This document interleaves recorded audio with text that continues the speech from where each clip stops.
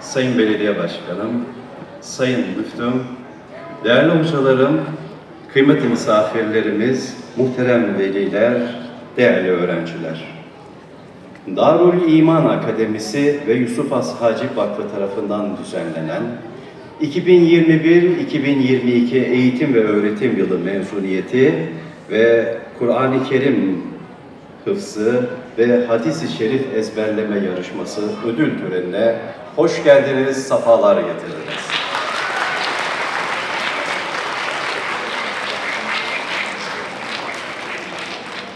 Şüphesiz ki İzzet ve şan Allah'ın kelamına ve Peygamber Efendimiz sallallahu aleyhi ve sellemin sünnetine sımsıkı sarılanlar üzerinedir. Ki Peygamber Efendimizin şu hadis-i şerifini hatırlayalım. Size iki şey bırakıyorum. Onlara sıkıca sarıldıkça şaşırmazsınız. Onlar Allah'ın kitabı ve Peygamberinin sünnetidir. Allah Teala bizlere bu hadis-i şerifi hakkıyla anlamayı ve yaşamayı nasip etsin. Kıymetli misafirlerimiz, geçtiğimiz günlerde final turu yapılan yarışmamızda bizlere iştirak eden 32 katılımcıdan dereceye giren yarışmacıları ve ödül almaya hak kazanan öğrencilerimizi bugün burada ödüllerini takdim edeceğiz. Ve sizlerden onlara daimi dualarınızı bekleyeceğiz.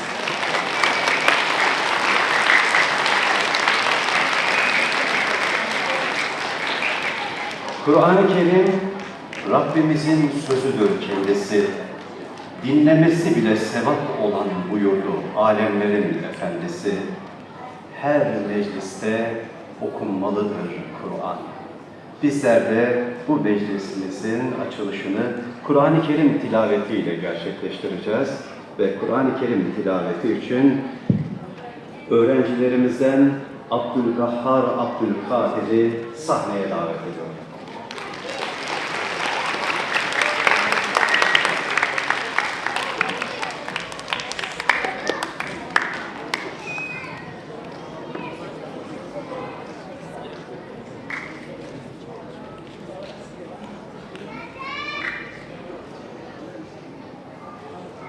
أعوذ بالله من الشيطان الرجيم بسم الله الرحمن الرحيم إن الذين قالوا ربنا الله ثم استقاموا تتنزل عليهم الملائكة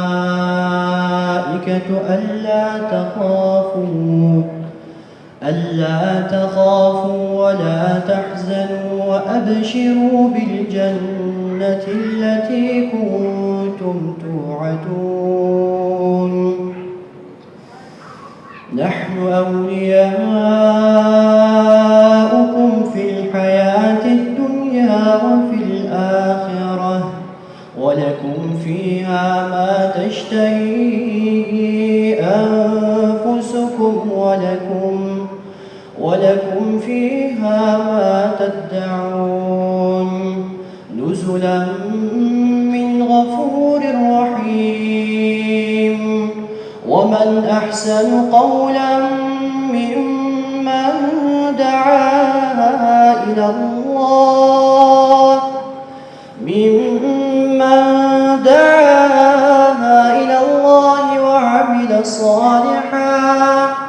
وعمل صالحا وقال إنني من المسلمين ولا تستوي الحسنة ولا السيئة ادفع بالتي هي أحسن فإذا الذي بينك وبينه عداوة كأنه ولي حميم وما يلقاها إلا الذين صبروا وما يلقاها إلا ذو حظ عظيم وإما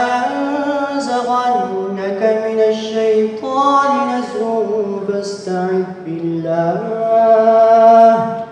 إنه هو السميع العليم صدق الله العظيم سبحان ربك رب العزة عما يصفون وسلام على المرسلين والحمد لله رب العالمين.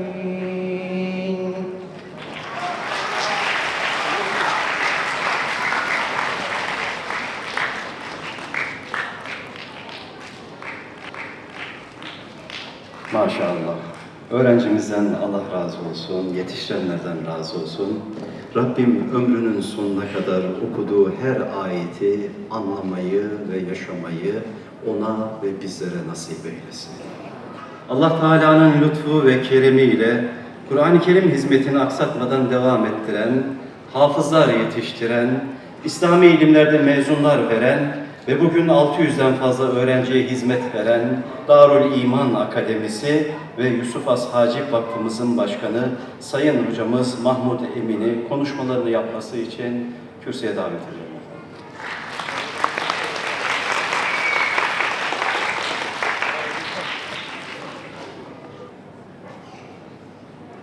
Esselamu Aleyküm ve Rahmetullahi ve Berekatuhu. Sayın Kaymakamım, Sayın Belediye Başkanım, Sayın Müftüm, kıymetli misafirler, törenimize hoş geldiniz, sefalar getirdiniz.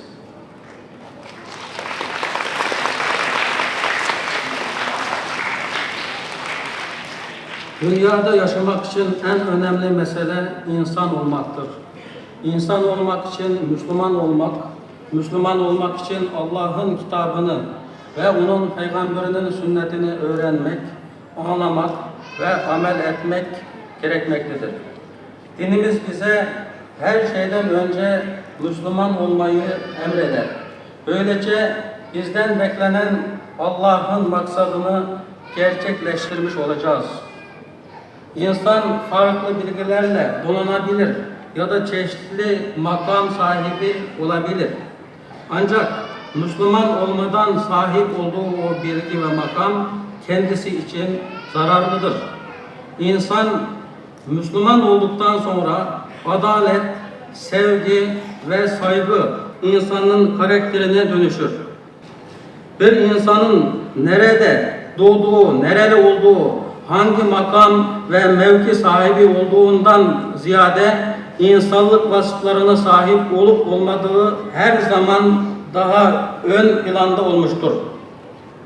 Yukarıda bahsi geçen konu üzerine Allah'ın kitabını ve Peygamber Efendimiz sallallahu aleyhi ve sellemin sünnetini öğrenmek ve yaşatmak amacıyla hizmet vermekte olan Darül İman Akademisi ve Yusuf Has Hacip Vakfı bu sene 8. senesini tamamlayıp 9. senesine adım atmıştır. Her sene 500'den fazla öğrenciyi eğiterek abdest alma, namaz kılma, akaid, Kur'an-ı Kerim ve hadis-i şerifi okutma, ezberletme ve anlatma gibi hizmetleri kendimize amaç edinmekteyiz. Zeytinburnu İlçe Milli Eğitim Müdürlüğü'ne bağlı özel istikbal yabancı dil kursunda 2 senelik ilahiyat destekleme dersleri ve yabancı dil eğitimi verilmektedir. Zeytinburnu ve Küçükçekmece Müftülüğü'ne bağlı Kur'an kurslarımız Türkiye Devletimizin tam desteklerinden istifade etmektedir. Bu konuda Türkiye Devletimize ve bizimle yüz yüze irtibatta bulunan Sayın Kaymakamımıza, Sayın Belediye Başkanımıza, Sayın Müftümüze şükranlarımı sunmak istiyorum.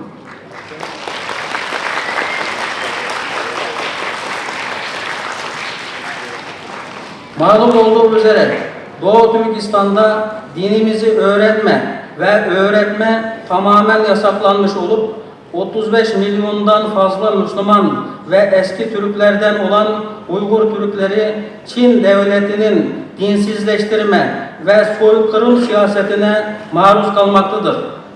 Ayın 15'i karanlık ise diğer 15'i aydınlık olacaktır inancıyla memleketimiz Doğu Türkistan elbet bir gün istiklaline kavuşacaktır.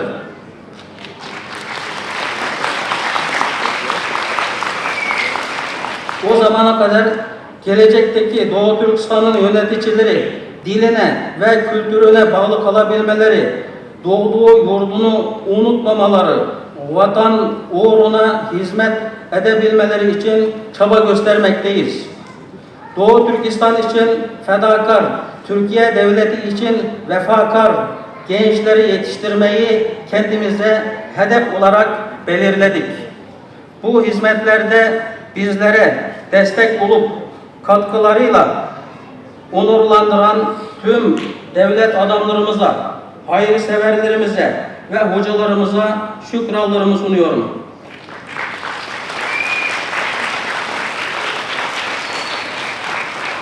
Allah cümlemizin işlerine bereket, ailemize huzur, vücudumuza sıhhat ve afiyet eylesin inşallah. Bu özel günde bizleri yalnız bırakmayan Sayın Kaymakamım, Sayın Belediye Başkanım ve Sayın Müftüm ve tüm katılımcı misafirlere canı gönülden tekrar teşekkür ederim. Allah razı olsun.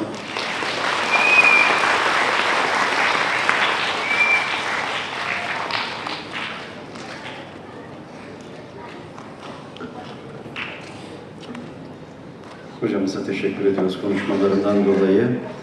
Şimdi konuşmalarını yapmak üzere Zeytinburnu İlçe Müftümüz Sayın Münip Şallıoğlu hocamızı arz ederim efendim.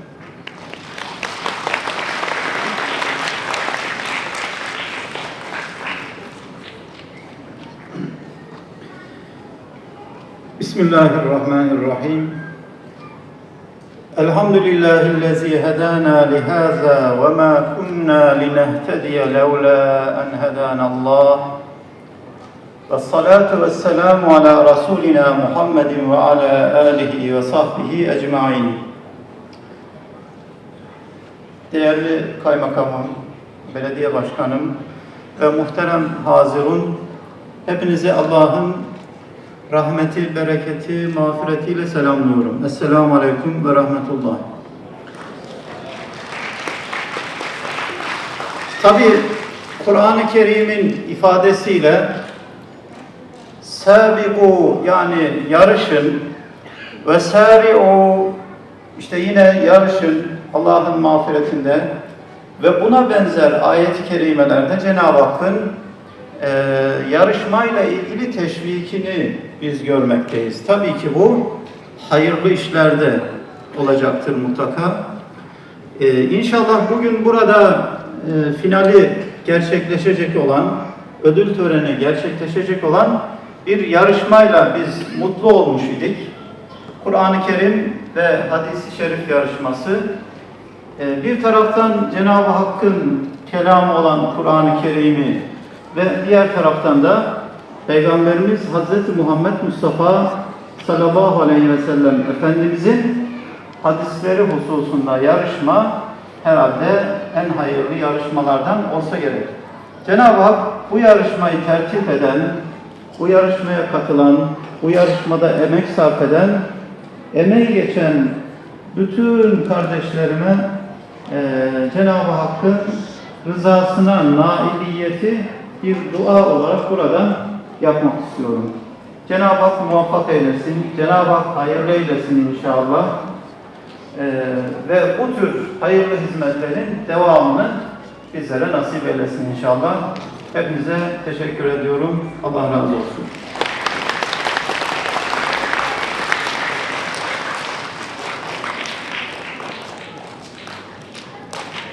Sayın Müftüm, teşekkür ediyoruz konuşmalarınızdan dolayı. Şimdi konuşmalarını yapmak üzere meclisimizi teşrif eden Zeytinburnu Belediye Başkanımız Sayın Ömer Arısoy'u arz ederim.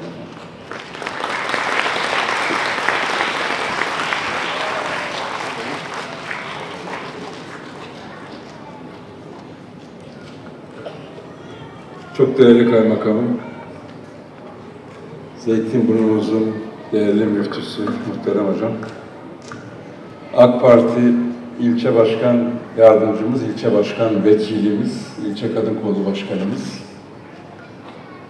muhterem misafirler, hanımefendiler, beyefendiler, sevgili çocuklar, sevgili yavrularımız, hepinizi hürmetle, muhabbetle selamlıyorum.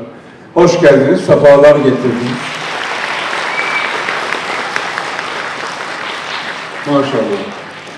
Zeytinburnu Kültür Sanat Merkezimiz, Kur'an ve hadis öğrenmekle meşgul talebelerle şenlendi. Biz böyle bir toplantıya ev sahipliği yapmaktan büyük bir memnuniyet duyuyoruz.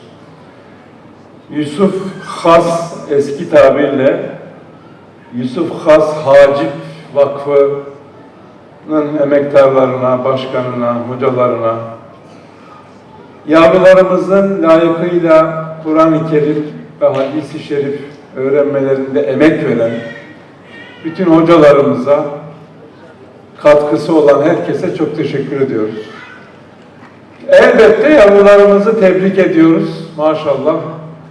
Onlar çok güzel bir işle meşguller. Nitekim simâhum fî vücûhihim, yüzlerinden de belli oluyor. Allah sayılarını arttırsın, bereketlendirsin. Vakfın çalışmalarının da bereketlenmesini diliyorum. Uzun yıllar bu hizmeti sürdürmelerini diliyorum. Tekrar Zeytinburnu Kültür Sanat Merkezimizde böyle güzide bir toplantıya, bir ödül törenine ev sahipliği yapmaktan duyduğumuz memnuniyeti ifade ediyorum. Emeği geçen herkesi kutluyorum, tebrik ediyorum. Yavrularımızın da gözlerinden öpüyorum. Hepinize Allah'a emanet ediyorum. Sağ olun, var olun.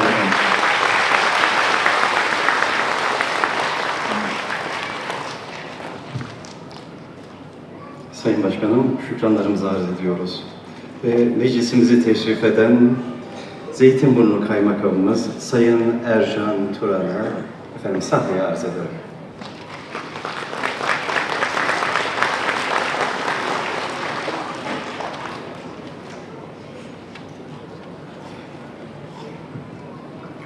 Allah'ın rahmeti, bereketi hepimizin üzerine olsun. İki cihan güneşi Peygamber Efendimiz'e selatü selam olsun. Bu böylesi güzel bir salonda bize ev sahipliği yapan, daha önceden de hayırda yarıştığını bildiğimiz kıymetli belediye başkanımıza, her türlü hayırlı faaliyetimizde yanımızda olan kıymetli ilçe müftümüme, sivil toplumumuzun ve siyasi partilerimizin değerli temsilcilerine, değerli vakıf temsilcilerimize, burada bulunan kıymetli haziruna saygılarımı sunuyorum. Burada sizlerle birlikte olmaktan dolayı da mutluluğumu ifade etmek istiyorum. Henüz bir haftadır göreve başlamama rağmen sayısız faaliyetlere katıldım. Hayırda, güzellikte yarışan topluluklar gördüm. Bu Kur'an faaliyetleri, biliyorsunuz Cenab-ı Hak Kur'an özellikle birçok ayette hayırda yarışmayı vurguladığı gibi Kur'an-ı Kerim'in hikmet ve öğüt kitabı olduğunu söylüyor. Kur'an eğitimi alan, buna destek veren tüm kardeşlerime gerçekten çok teşekkür ediyor, saygılarımı sunuyorum. Allah razı olsun hepsinden.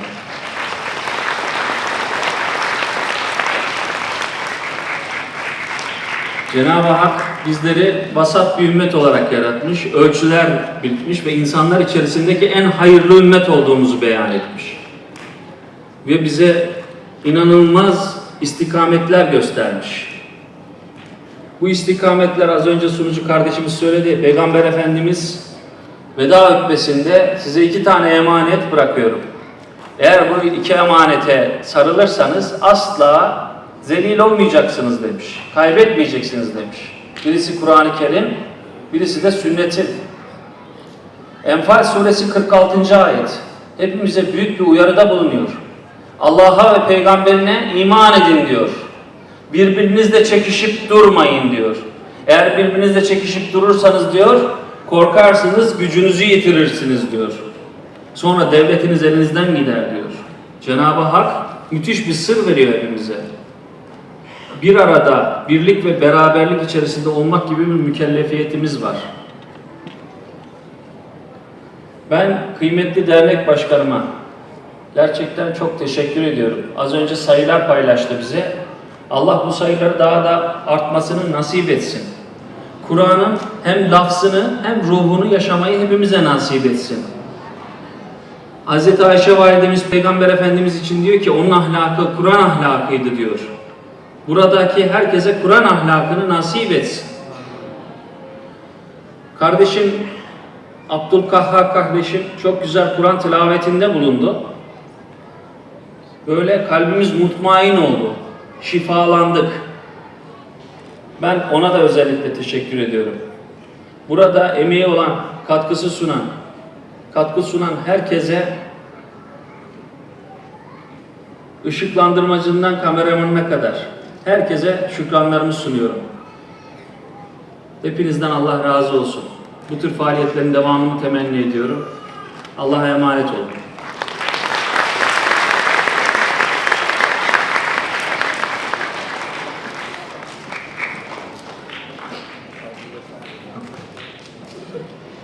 Sayın Kaymakamımıza konuşmalarından dolayı teşekkür ediyorum. Bir haftalıkmış kaymakamım göreviniz. Allah Teala hayırlı güzel hizmetler burada beraberce nasip etsin. Zeytinburnumuz çok renkli, çok heyecanlı, çok hareketli ve bu topraklar İstanbul'un fethinde şühedanın kanının döküldüğü topraklardır. Gazilerin ayaklarını bastığı topraklardır. Bambaşka özelliği vardır. O bereketi yaşayan topraklardır. Ve dünya durdukça da yaşatılacak inşallah. Çünkü onlar peygamber müjdesi için geldiler buraya. Ve burada bulunanlar da meclisimiz Kur'an meclisidir. Hadis-i şerif meclisidir. Bunun bereketi inşallah dünya durdukça burada ezan-ı Muhammedi okunacak. Her daim buranın camileri dolu dolu olacak, salonları, kültür merkezleri dolu dolu olacak, heyecan, aşk hepsi bir arada yaşanacak inşallah. İşte bu aşkı yaşayalım. Öğrencilerimiz Darül İman çatısı altında, Kur'an kursu ve Yusuf Has Hacı Vakfı çatısı altında eğitim, hafızlık, hadis-i şerif dedik. Ama bunun yanında gönülleri hoş kılacak Allah Teala'nın o kadar çok nimeti var ki, o kadar çok güzellikler var ki bunları da bir arada öğreniyorlar ve icra etmek için sabırsızlıkla sıralarını bekliyorlar. Şimdi efendim bir an için şöyle aklıma geldi. Nihavent makamı diye bir makam var. Sanki o nihavent makamı şöyle bir sükunet, şöyle bir huzura davet eder dinleyenleri. Ve şimdi gençlerimizi huzurlarınıza davet edeceğim. Onların dillerinden dökülen cümleler, Ya Rabbi aşkın ver bana diyecekler. Nihavet makamında söyleyecekler efendim. Alkışlarınızla gençlerimizi davet ediyoruz sahneye.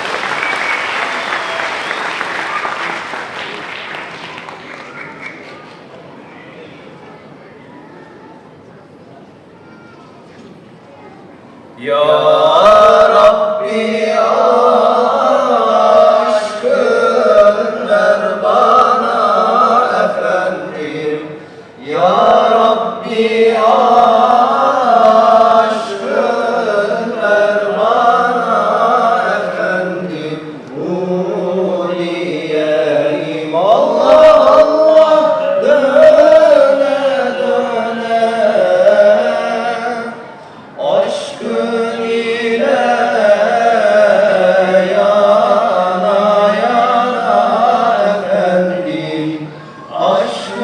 ile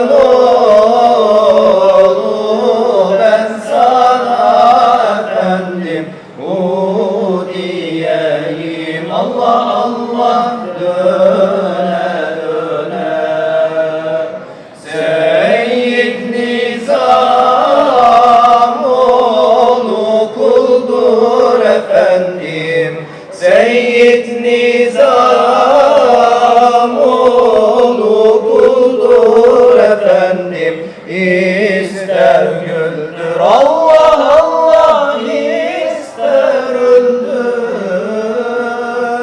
Aşkınla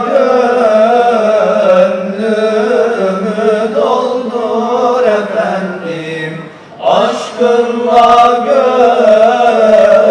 gönlümü doldur efendim. O diyeyim Allah Allah döne döne. O diyeyim Allah Allah döne döne.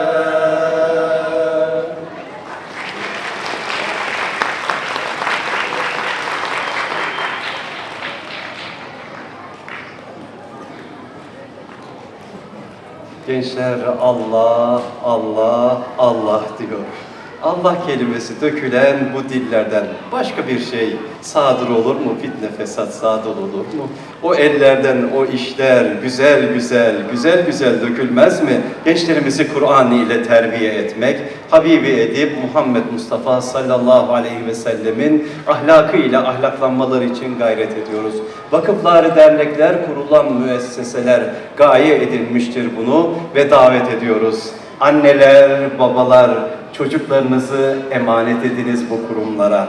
Bu kurumlara emanet ediniz. Biraz sonra sahne alacağı şekliyle gelen yavrularımızı, gençlerimizi gördüğünüzde sizlerden şunları istirham ediyoruz. Önce bir maşallah deyiniz.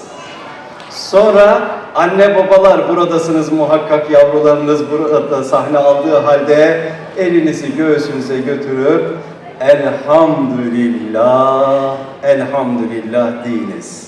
Misafir olarak meclisimizi teşrif ettiyseniz, yavrularınız sahnede yer almadıysa şöyle isterim sizden, ellerinizi açıp Allah'ım benim yavrumun da hafız olarak görmeyi bana da nasip eyle diye kendinize de isteyin. Allah Teala'dan çok çok isteyeceğimiz vakitler, estantaneler olacak bugün inşallah. Efendim 2021-2022 eğitim ve öğretim yılı döneminde Türkiye Diyanet İşleri Başkanlığı tarafından hazırlanmış, açılmış olan hafızlık icazeti imtihanına katılan öğrencilerimiz, Darül İman Kur'an kursundan katılan öğrencilerimiz, Allah Teala hocalarının yüzünü ak etti, gönüllerini, göğüslerini genişletti, ferah etti ve değerli müftümüzün ve hocalarımızın yapmış olduğu imtihan neticesinde 13 öğrencimiz Kur'an hafızlığı icazeti almaya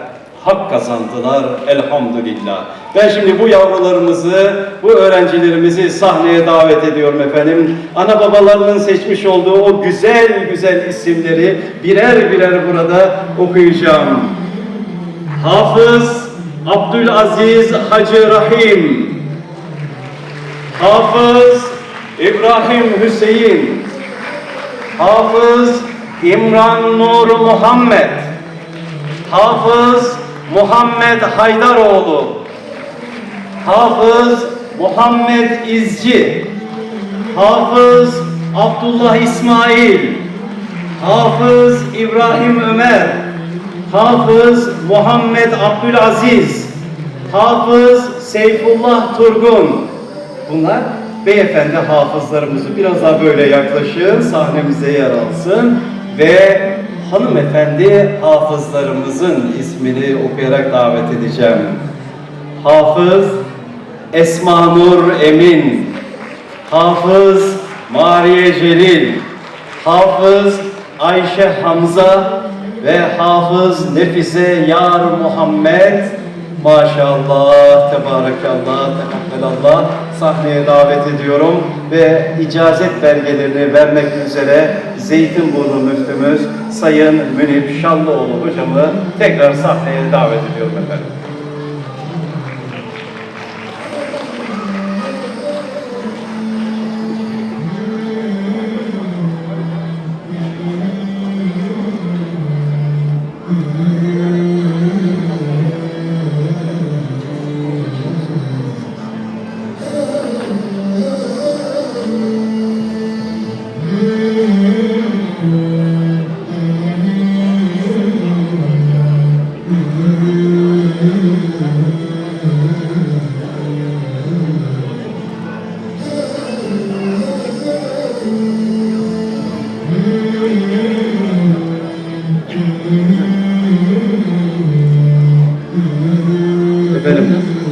eğer müsaadeniz olursa Sayın Kaymakamım, Sayın Belediye Başkanım, sizlerin de ellerinden yavrularımız belgeleri alsınlar, sizin dualarınızı alsınlar, tebriklerinizi alsınlar arzu ediyoruz efendim.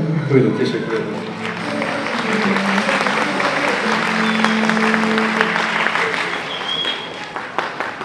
Başkanım beraber mi?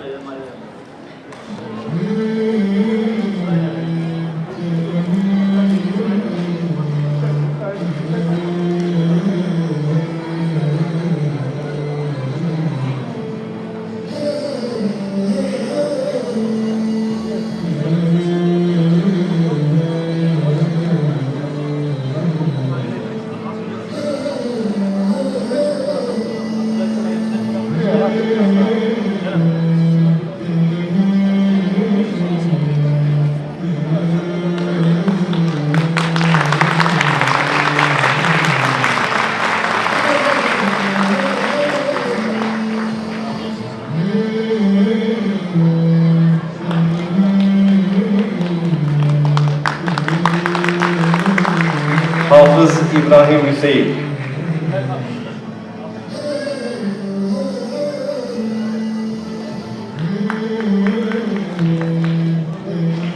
İbrahim Hüseyin, Hafız İbrahim Hüseyin senin alalım.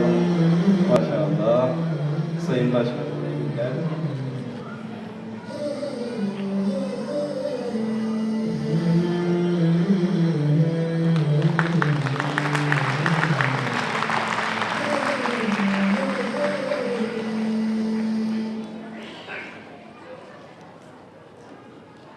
Hafız İmran Nur Muhammed.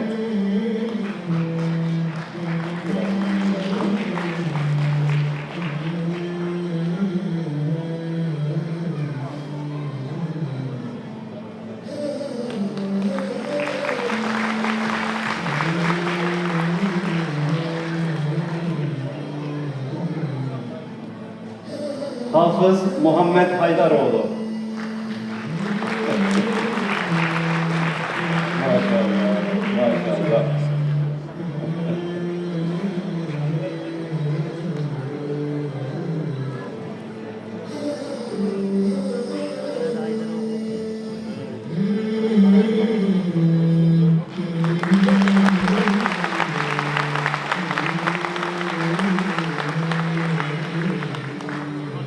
Hafız Muhammed İzci.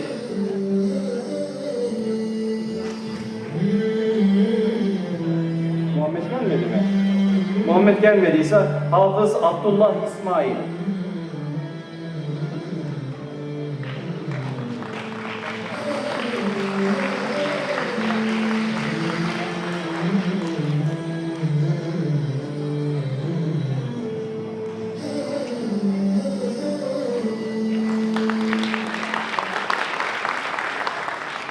Hafız İbrahim Ömer. Yok mu? Hafız Muhammed öyle mi efendim? Peki Hafız Esma Nur Emin.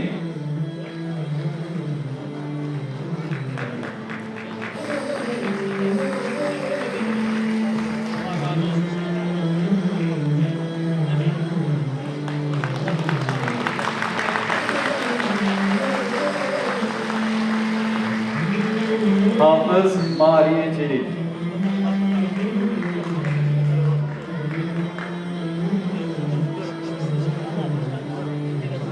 Mariye. Buyurun hafız.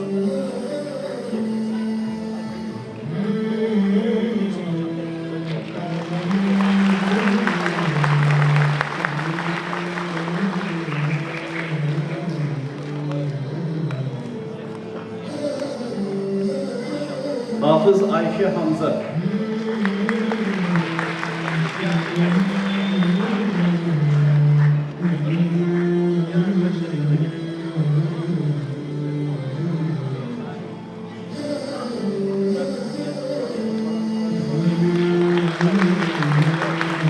Hafız Nefise Yar Muhammed.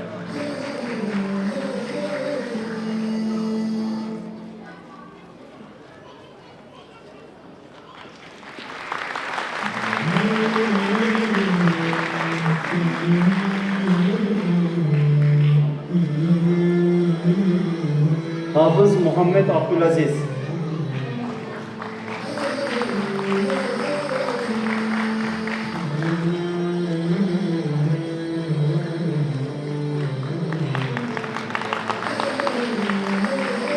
Hafız Seyfullah Turgun.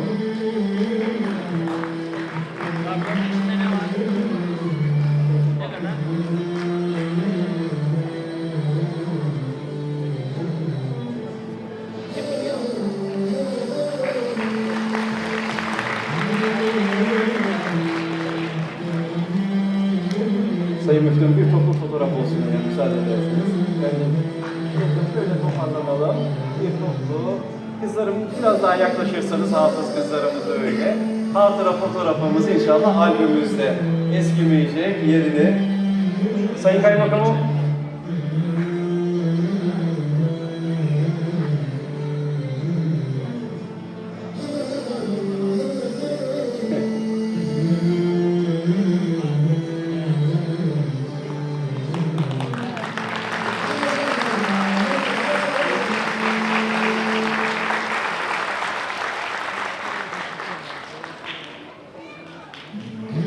Maşallah. Teşekkür ediyoruz Sayın Kaymakamımız, Sayın Müftüm. Teşekkür ediyorum. Her daim dualarınız, yavrularımızın üzerinde inşallah. Var olan eksik olmayınız efendim.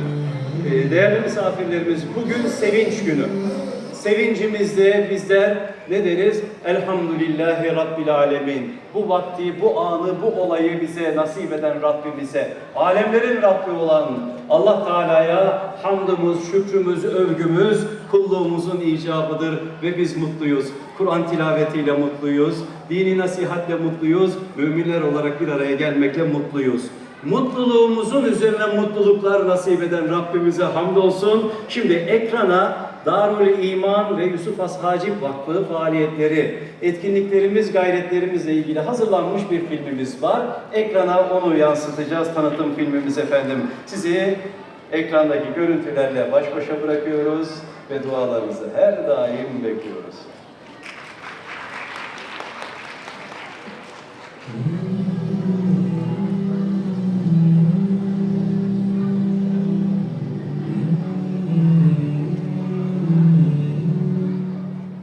Bismillahirrahmanirrahim. Darul İman Akademisi ve Yusuf Has Hacip Vakfı.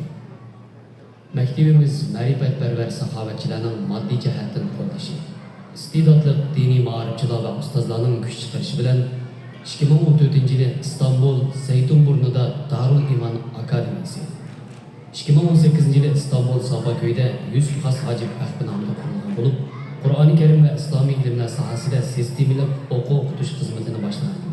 Bu yıl Allah'ın fazlı merhameti, İslam ve millet için tinimsiz ter töküvatkan ustaz ve hizmetçilerinin kan teri neticesinde galibi bilen 8. yılını tamamlap, şallık 9. yıla kadar koymakta. Mektebimiz hizmet başlığında bu yıl yokluktan barlık gelip, küçüklükten zoruyup, 50'den artık ustaz ve işçi hizmetçilerinin tirişçalığı da hazırkıdek Türkiye'deki Uygur mağrip içinde okutuş sistemisi bir kadar mükemmel, okumuş sani en köp olan talim terbiye mektebi öğrendi. Mektebimiz İstanbul'daki halkımızın ihtiyacı asasen Kur'an-ı Kerim ve İslami bilimler sahasında sistemli, muntazam terbiye sınıfları ve kısa müddetlik tez yetiştiriş sınıfları tesis kılgan bulup, her yılın bunun etrafında Uygur oğul kız okuyucular bu sınıflarda ilimden nesibisini almakta. 2017 yıldan başlap Türkiye Dini İşler İdaresi'nin ruhsatı bilen İman Diyarı Kur'an kursu, Türkiye Mağrib Ministerliği'nin tasdiki bilen İstikbal Din Terbiyeleş Merkezi, İstanbul Küçükçekmece Muftiliği karşılık Yusuf Has Hacip Vakfı okutuş merkezi katarlık mekteplerimiz Türkiye Devleti'nin kollab kuvvetleşi bilen hizmetlerini toktavsız davamlaştırıp gelmekte. Okuyucular sani, her kaysi bölümdeki okuyucuların hazırlık olmamı sani 636 nefer Uygur persentlerden terkipte buldu. Kur'an-ı Kerim bilimleri. Her kaysi merkezlerimizdeki Kur'an-ı Kerim bölümünde oğullar ve kızlar ayrım ders verilatkan bulup, bu bölümlerde sebiler için kaide savat çıkarı sınıfları. Kaide sınıflarını bitirgenler için Kur'an-ı Kerim'in tecvidlik ve ölçemlik okuş, məxsus tilavet sınıfları. Tilavetli layakatlık boğalar için məxsus yadıla sınıfları. Yadıla boğalarının Kur'an-ı Kerim'i texmo pişiriş için oğullar 30 parini bir günde, kızlar 30 parini 2 günde üç ustazın nazaretçiliği de okup veri sınıfları. Qarilerimizin texmo yuqurlab okuş için Senedi Peygamber Aleyhisselam'ın tutuşulan icazet sınıfları tasdiqlanıp gelmekte. Bu yıl Ramazan'da Zeytinburnu muftilikinin orlaştırışı bilen 4 nefer Uyghur qarilerimiz Zeytinburnu'daki 2 çoğun camide Türk cemaatlerine iman bulup hatmi taravih namazlarını okup verdi.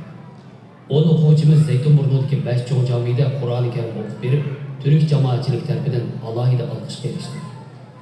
Maktabimiz Kur'an-ı Kerimni to'liq yodlab bo'lgan o'quvchilarimizni Turkiya diniy ishlar idorasi qorilik imtihonida qatnashtirgan bo'lib, hozirgacha 80 nafardan ortiq o'quvchilarimiz Turkiya diniy ishlar idorasining qorilik diplomasini oldi. Islomiy bilimlar. Maktabimiz 5 yillik islomiy bilimlar sinflarida Qur'oni Karim, tafsir, hadis, fiqh ilmlari va bularni tushunish uchun o'qiladigan sarf, nahviy, balog'at, mantiq, usul qatorliq vosita ilmlar, oliy ma'lumotlar, tajribalik o'qituvchilar va ba'zi yuqori saviyali arab ustozlar tarafidan o'tilmoqda. Maktabimiz o'rlab o'qimoqchi bo'lganlarni Turkiyadagi universitetlarning ilohiyat va boshqa fakultetlarga tayyorlab qildirish, davlat maktablarida sirtdan o'qiydiganlarni o'rlashtirish va ularga moddiy ma'naviy jihatdan yordamda bo'lish qatorli xizmatlarni bo'ldi. Hozir bulardan bir qism o'quvchilar maktablarni yaxshi natija bilan bitirib, xalqimizning ma'rif ishlari uchun bir kishilik hissini qo'shmoqda. Qur'oni Karim va hadis sharif musobaqasi. Maktabimiz 2019 yilda boshlab yuqori so'mliq mukofot bilan Qur'oni Karim va hadis sharif yodlash musobaqalarini o'rnashtirib, Uyg'ur millatining islom diniga bo'lgan intilishini texam oshirishga kirishmoqda. Bu musobaqalar xalqimiz tarafidan yaxshi bahoga erishib kelmoqda. Fanniy maktablar va chet el tillari. Maktabimiz o'quvchilarni davlat maktablarida normal Turkiya ma'rif bilan tarbiyalash yoki sirtdan o'qitish programmalarida o'qitish bilan birga ana til, arab tili, turk tili, ingliz tili, matematika va universitet hozirlik darsliklarini berib kelmoqda. Yusuf Xos Hojib xizmatlari. Zeytinburnu'daki Uyg'ur jamoatining ehtiyojini ko'z tutib, 2018 yili vaqtimiz nomida bir masjid ochilgan edi. Jamoatlarimiz bu masjidda namozlarni jamoat bo'lib o'qigandan boshqa har haftada dars va vaz-nasihat o'rnashtirilib kelmoqda. Uyg'urlar ko'p o'tiraqlashgan Safaköy rayonining Sulton Murod mahallasidagi 4 qavatli binoda 300 atrofida qiz-o'g'il o'quvchi Qur'oni Karim, islomiy bilimlar, ana til va qo'shimcha til darslaridan foydalanmoqda. Yordam xizmatlari. Qiyinchilik va o'quvchilarning o'qishdan to'xtab qolmaslik uchun ma'lum darajada moddiy yordamlar qilinmoqda. Maktabimiz butun kuchini o'quvchilar qaratgandan sir, markazlarimizda xizmat qilayotgan ustoz va xizmatchilarga qo'lidan kelishicha moddiy ma'naviy yordamlar bermoqda. Yotoq. O'quvchilarning muntazam tarbiyalanishini asos qilgan holda ba'zi o'quvchilarimizning ota-onasining vatanda qolganligini ko'zda tutib, Zeytinburnu'da o'g'illar yotoq ta'sis qilingan edi. Yotoq kirishga shart qo'shib qabul qilingan o'quvchilar yotoq tomoqdan haqsiz bahramon bo'lmoqda. Talab olindi. O'quvchilarning ma'naviyatini beyitish uchun yilda bir qancha qatim talab olindi va jamoat shaklli vaz-nasihat faoliyati o'rnashtirilib, dinga va ilmga bo'lgan intilishi va qiziqishi oshirilmoqda. G'oyamiz dinimiz, millatimiz va vatanimizning kelgusi uchun e'tiqodliq, yaramli qiz bosarlarni va yetakchilarni tarbiyalab chiqish maktabimizning ulug'vor g'oyasidir. G'oyamiz ulug'vor, sharoitimiz cheklik. Mas'uliyatimiz eg'ir bo'lsa-mu, ulug' Robbimizning yordamiga bo'lgan ishonchimiz komil bo'lib, xalqimizning ilhomi bizga kuch-quvvatdir. Robbimizning yordami va xalqimizning qo'llab-quvvatlashi bilan qiyinchiliklarni yengib, qisqa vaqt ichida dinni so'ydik.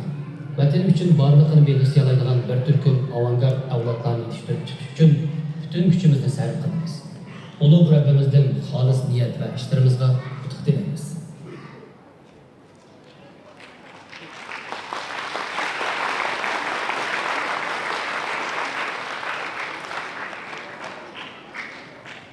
Ekrana yansıdığı şekliyle yaptıklarımız, yolumuz, izimiz hepsi ayan beyan ortada. Ayan beyan ortada, muhacerette, ana vatanda, ata vatanın özlemiyle hayatını sürdüren ana babalar ve evlatlarına öğretmeye çalıştıkları değerlerimiz, bizi biz yapan kıymetlerimiz ve hayallerimizde dua, sahi gayret, hayallerimizle birlikte istiklalini kazanmış bir Doğu Türkistan için okumuş, tahsilli, ilimle mücehhez ve gayretten hiçbir zaman geri durmayan Uygur gençleriyle inşallah gök bayrak dalgalanacak, ata yurtta hakim olacak. İnşallah yolumuz ilim yoludur. Aşk ile bu yoldur, iman ile bu yoldur. Allah Teala bu yolda yürüyenlerin yolunu kolaylaştıracak ve her daim aydın kolay edecektir inşallah. Bu gayretlerdeyiz. Yavrularımızı böyle yetiştirmek istiyoruz ve yetiştirmek istediğimiz şekliyle ekrana da yansıdı. Şimdi huzurlarınıza Yusuf Has Hacip Vakfı İlkokul çağı çocuklarından, yani 8-9 yaş çocuklarımızın hazırlamış olduğu Çocuklar Marşı'nı siz değerli misafirlerimize dinletmek için alkışlarınızla sahneye davet ediyorum.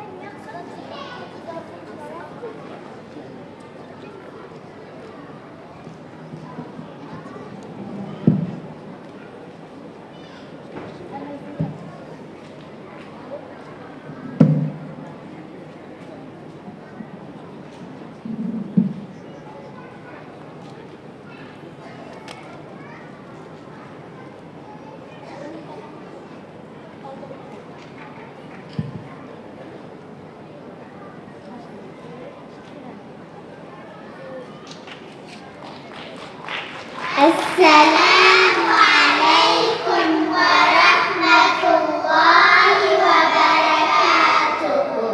Üsküdar Marşı, Musulman Perzenti İslam Marşı, ümmetin kendisi ümmetleri biz. Hakikat, adalet yollamadan, tekvadar ecdadının fikirleri biz. Öğrenip, öğretip, iman İslam'ın hakiki Müslüman mümin bolumuz. Bilgenge emel kıl, çokun bir ömür, İslami hayatta yaşap öğütümüz. Müslüman, Uygur'umuz, Türk neslimiz, alemde nur çaçan evlat eslimiz. Şerbi Türkistan'ın o yürek batır, saskar, fidakar oğul teyzemiz. Hakikat, adalet, erkinlik için ölüşke teyyarımız, hatta hepimiz. Yollatıp vatanın vahşi zaliminin müstakil bir devlet kuruş emrimiz.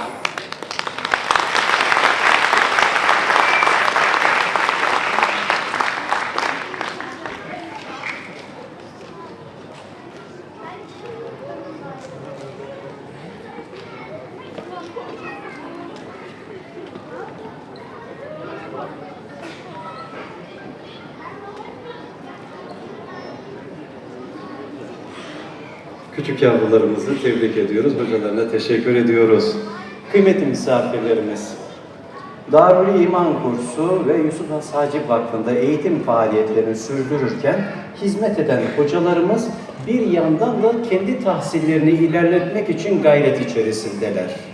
Yani Hz. Ali Efendimizin buyurduğu gibi Beşik'ten mezara kadar ilim talep edilecek. O şekilde gayretler içerisindeler. Şimdi huzurlarınıza kurumumuzda yetişen öğrenci ve öğretmenlerimizden bu yıl üniversite mezunu olanları sahneye davet ederek onların hediyelerini takdim edeceğiz, ödüllerini takdim edeceğiz. Efendim, huzurlarınıza Atatürk Üniversitesi Ön Lisans İlahiyat mezunu Hurşide hocamızı, Atatürk Üniversitesi Ön Lisans İlahiyat mezunu Rukiye hocamızı, Atatürk Üniversitesi Ön Lisans Dış Ticaret mezunu Ferhat Yıldırım hocamızı, Sebahattin Zaim Üniversitesi lisans mezunu Meryem Hoca Abdullah hocamızı, Sebahattin Zaim Üniversitesi lisans mezunu hocamız Yar Muhammed Nur'u, Sebahattin Zaim Üniversitesi yüksek lisans mezunu hocamız Abdülganiye Abdülhekim'i ve Sebahattin Zaim Üniversitesi yüksek lisans mezunu hocamız Mahmut Emin'i alkışlarınızla, dualar ve tebriklerinize sahneye davet ediyorum.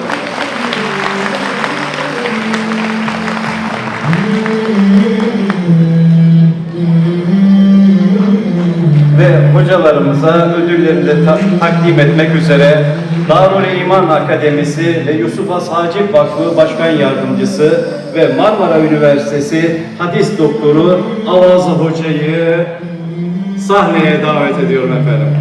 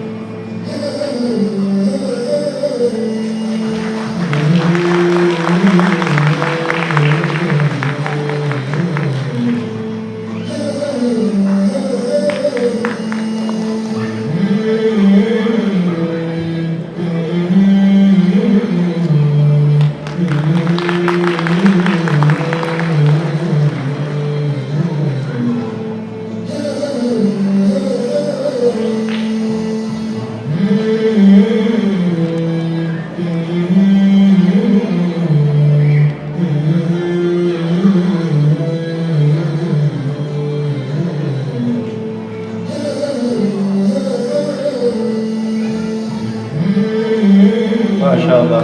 Bir hatıra fotoğrafı birlikte böyle kalıcı olsun hatıralarda. Albümümüzde inşallah nice yıllara nasip olsun. Teşekkür ediyorum. Alkışlarla yolcu ediyoruz hanımefendileri ve beyefendileri. Kıymetli misafirlerimiz, eğitim bizim asıl işimiz ve gönülden işimiz.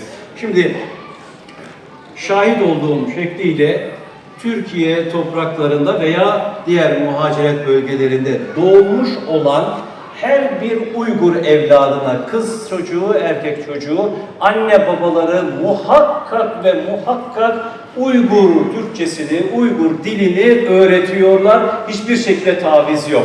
Yani kültürümüzden, geleneğimizden hiçbir şekilde kopuş yok. Türkiye'de doğanlar Türkiye Türkçesini öğrenmek zorundalar. Tahsil hayatı için gerekli zahmetli işler yani. Bunun yanında dünya lisanlarında, dünya milletlerinin konuştuğu lisanlarda öğrenmek için gayretler var. Derdimizi anlatmak için. Derdimiz, davamız önce Yüce Allah'ın dini.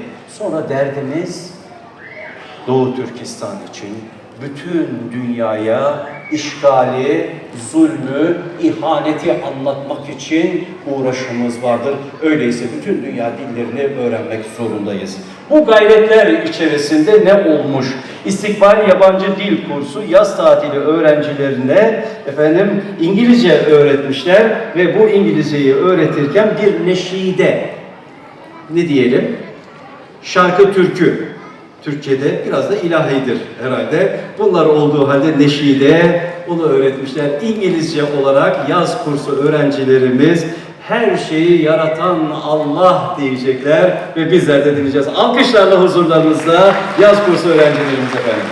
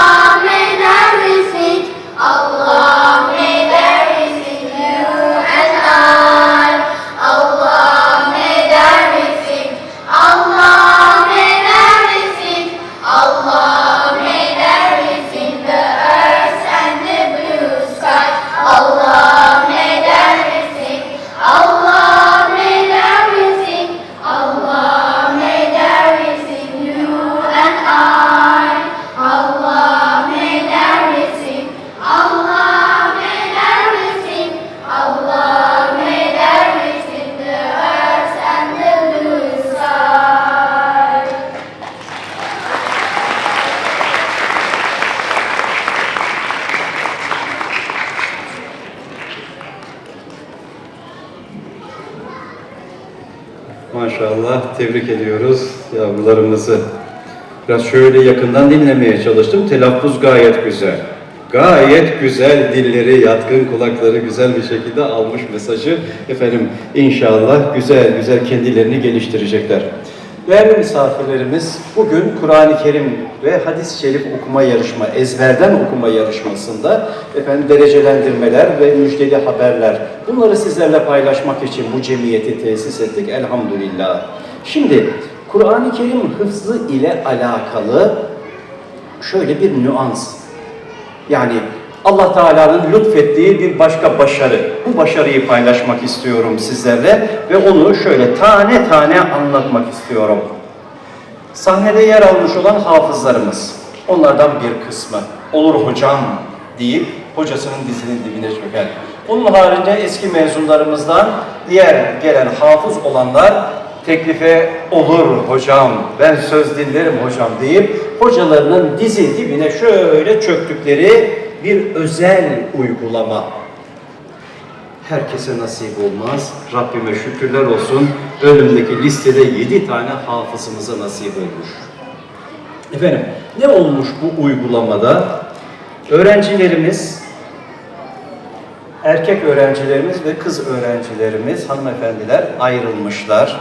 Efendim hocaları ayrı olarak şöyle. 30 cüz, 20'şer sayfa, 600 sayfa yekûnu. 30 cüz Kur'an-ı Kerim'i ezberledik.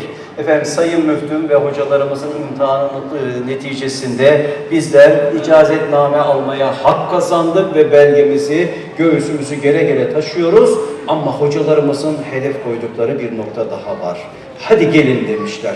Hadi gelin bu işi yapalım ve o şekilde takdir edelim. Neydi o iş? Erkek öğrencilerimiz 3 ayrı hocamız vazife aldı. Şöyle oturdular. Ben vakit olarak söyleyeyim, siz tasavvur ediniz efendim neticeyi. Sabah namazını kıldıktan sonra Bismillahirrahmanirrahim.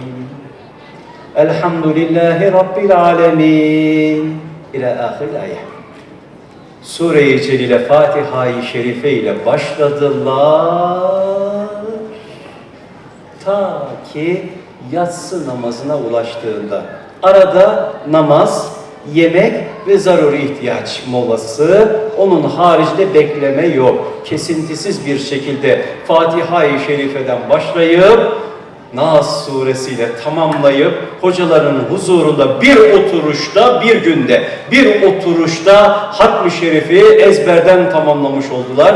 Kızlarımız, hanımefendiler için 2 gün, 15 gün, 15 cüz ve 15 cüz olarak 2'ye bölündü. 2 günde hocalarının huzurunda diz çöktüler ve başladılar okumaya. Allah Teala böyle bir nimet nasip etti bu yavrularımıza, hocalarımız artık onlar bizim. Onların şimdi huzurlarınıza hediyelerini takdim edeceğiz. Huzurlarınızda dualarınızı isteyeceğiz, tebriklerinizi isteyeceğiz. Böyle bir başarı için o güzel isimleri, hafızlarımızın isimlerini burada okuyarak sahneye davet ediyorum. Hafız Abdülaziz Hacı Rahim, Hafız Muhammed Haydaroğlu, Hafız Abdülhed Abdülmecid, Hafız Abdüsselam Yusuf ve Hafız hanımefendiler için Hafız Nezire Nur Ahmet, Hafız Reşide Abdülkadir ve Hafız Sümeyye İbrahim 30 cüzü bir gün ve hanımefendiler 2 günde ezberden tamamlayarak Hatm-ı Şeriflerini tamamladılar hocalarının huzurunda. Bu tebriki, bu takdiri kazandılar, hak ettiler efendim. Ve kendilerine hediyelerini takdim etmek üzere Okul Uygur Mektebi Başkanı Hebibullah Küseni hocamızı alkışlarınıza, huzurlarınıza davet ediyorum efendim. Tebrikler, dualar her daim hocalarımızın ve sizlerin birinden eksik olmasın inşallah.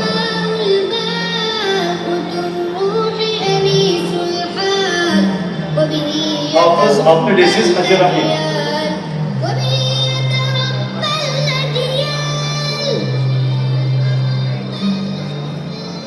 نور دربي Hafız Muhammed Haydaroğlu.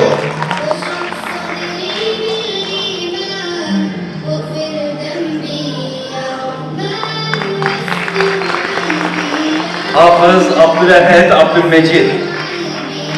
Maşallah. Maşallah cümlesine.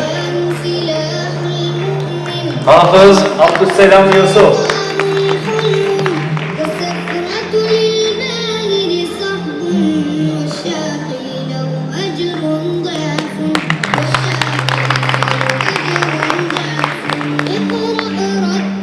Hafız kızlarımızdan bir eksiğimiz var şu an sahnede. Hafız Nezire Nur Ahmet. Burada mı?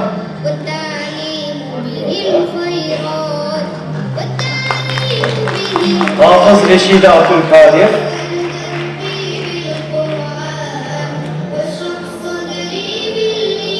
Maşallah, maşallah. Biraz yaklaşırsanız siz hanımefendilere doğru gidin, hocama doğru gidin. Bir hatıra fotoğrafı gruplu olarak çekilmiş olsun. Efendim, Hafız Sümeyye İbrahim'in de hediyesini sakladık, korumaya aldık. Sonra takdim edeceğiz inşallah. Maşallah efendim, maşallah, maşallah.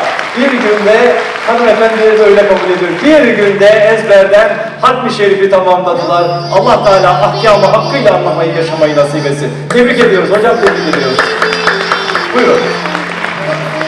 Maşallah, maşallah. Ve sahneye şimdi yine öğrencilerimizi davet edeceğim. Yusuf Has Hacip Vakfı öğrencilerinin hazırladığı Kur'an'ım adlı neşideyi icra etmeleri için alkışlarınızı talep ediyorum. Öğrencilerimize coşkuyla sahnede misafir ediyoruz efendim.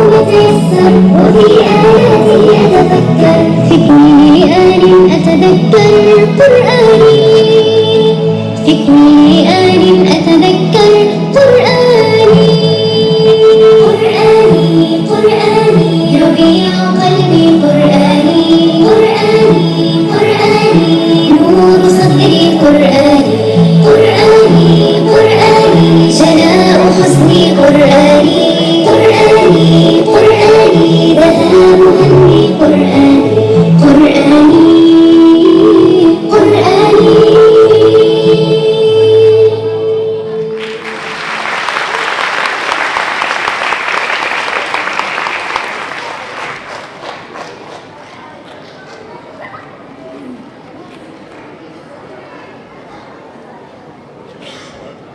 Maşallah, maşallah. Çocuklarına yatırım yapan, efendim kıymet veren hiçbir topluluk hüsrana uğramaz inşallah. Güzellikler görür, hayırları görür inşallah. Bizler Kur'an-ı terbiye ile, Kur'an'ın ahkamıyla yavrularımıza muamele etmeye çalışıyor ve onlardan Rabbimizi razı edecek, ana babalarının hayır duasını alacak güzel ömürler sürmesi için gayret ediyoruz. Ve bu gayretlerimiz içerisinde huzurlarınıza arz ettiğimiz gibi bu eğitim sistemi, Kur'an'ın okunması, hıfzı ve anlaşılması için ilim meclislerinin kurulması, bu şekilde gayretlerimiz ve çalışmalarımız sürüyor efendim. Öğrencilerimiz biraz evvel hediyelerini takdim ettiğimiz şekliyle ne dedik? 30 cüzü bir oturumda gerçekleştirmişler. Önceki senelerden mezun olan öğrencilerimiz demiş ki hocam biz hızımızı alamadık.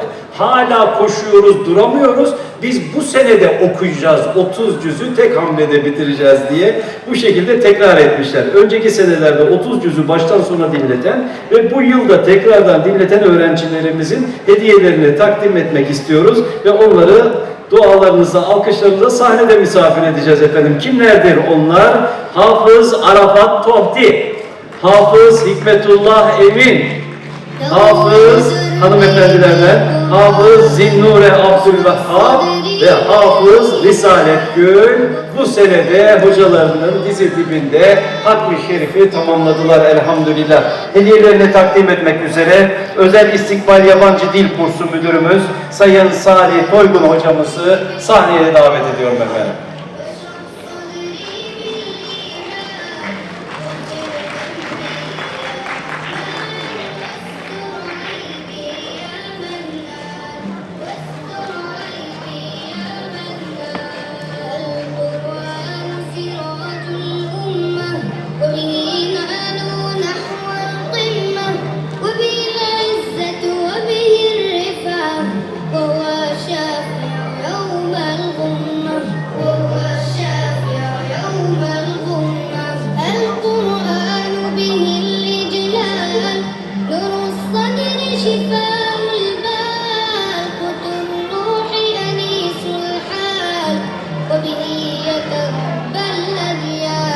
Hocamız dışarıya çıktı. Mahmut hocamıza talep ettik. Sağ olsunlar.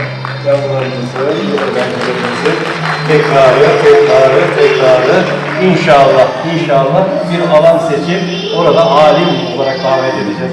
Teşekkür ediyoruz. Tebrik ediyoruz. Efendim şimdi iki kardeşi sahnede ağırlayacağız.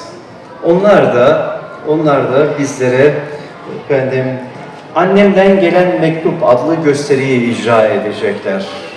Tahmin ediyorum Uygur Türkçesiyle. Abdülvaris ve kız kardeşi Nezire'yi alkışlarınızla sahneye davet ediyoruz efendim.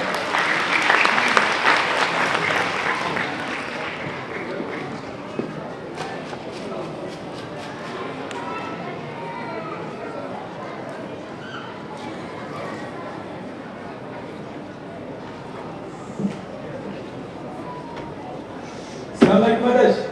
Ana kahraman. Yaxşı kardeş, benim yaxşı. Va akşam sizlarga ma'lum kutubxona oldi. Va o'zim telefon qo'ldan qolsa, 2 soat bir qo'yasam. O sevetdim adaş, hatta o'zim berib sevetdim aytırımga. Nima?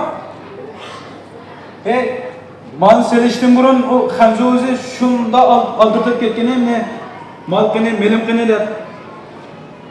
Yani bu Hanzu bilen işgal adamın üst saram cuma. En pul belgini nokta deyse. Ve ensirme adaş pulunu alımız biz. Ama alımız da şu pulunu ensirme yine. Ve nimodun avazan bir kıl köyüne yerimde kıldık o. Ve digine de bir neyse olmaydı, bir neyse olmaydı. Nime? Senin apan ne tutup yaptım ha? Buna aynı mıyken yaldıkçı geç. Adaş. Muş verdenle işini kanak kesek bula ha. Rast yapılsam ben apamı bek sevindim. Muş çelleri çıktı 35 yıl oldu. Apamdan körşenmedim adaş. Razılığım olan dedim. Bir amal kapsam okuya da şu muşunla. Ya manda kılsak olan ya. Biz az zaman ticaret kılarken Hanzu var ya. Aşının arkalık bir körşen baksak olan. O kanda işen isteyse adaş. Ya çok ticaret aşından kılarken tusak biz. Kuskumda aşından kılarken tusak. O işenciliklerim o Hanzu ensir yine. Tamam. Sen de iş bakamsa? Ha tamam adaş tamam. Köyünden yerim kumacım adaş. Kurtan Allah kamanet. Baş adaş. Acaba işin sıkılıp geldi de bu vatanı işledin. Nazire? Ha dada? Abba falan girer. Kamera kapalı. Yaxşı. Dada ben çoğun apamla anlatıp koydun bu. Balam. Çoğun apam bek mihriban ayaldı. Beni bakman de üzünün kardek kapkarı çarşlarını bakılıyordu. Benim uşunda bakımayan çoğun kelimen der. Sen uşunda çırayla kimden ebrağısın der.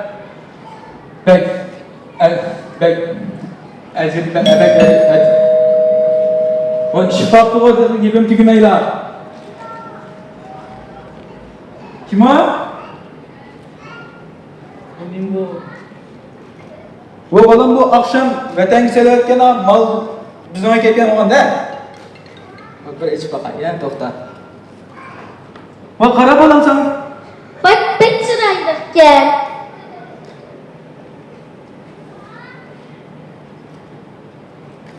Balamız bak ki baka balam. O az daha cügeme çıkıntısı. Bu vatan bir tek yakışmandı bu.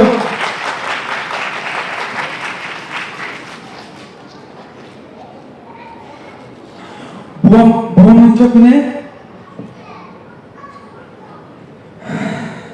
Küçük aklımda çok gitti bu bana.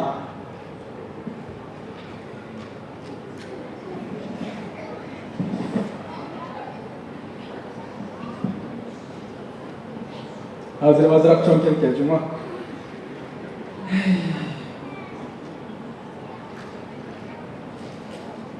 Bu bir yer bir nesle bayağı bile.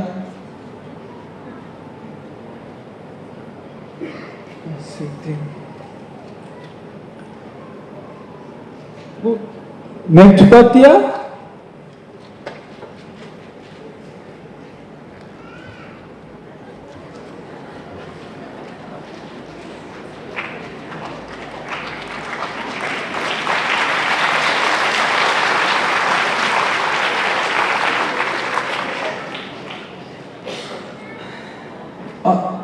Bu anamın hikaye katken bu. Canım anam acep sığındın. Assalamu alaikum. Közümden nur bolgan can jiger oğlum. Kandak ahvalam? Kelenen vallahilerim yaxşımı? Közümden uçup burnumu pırap kettim ben. Uzun boldu hayalişamı yok. Açan, inan ve dadağını Xitaylar tutkun kıldı. Ben sen görgen ve tahi körüklü bakmagan yetti nevran bilen kaldım.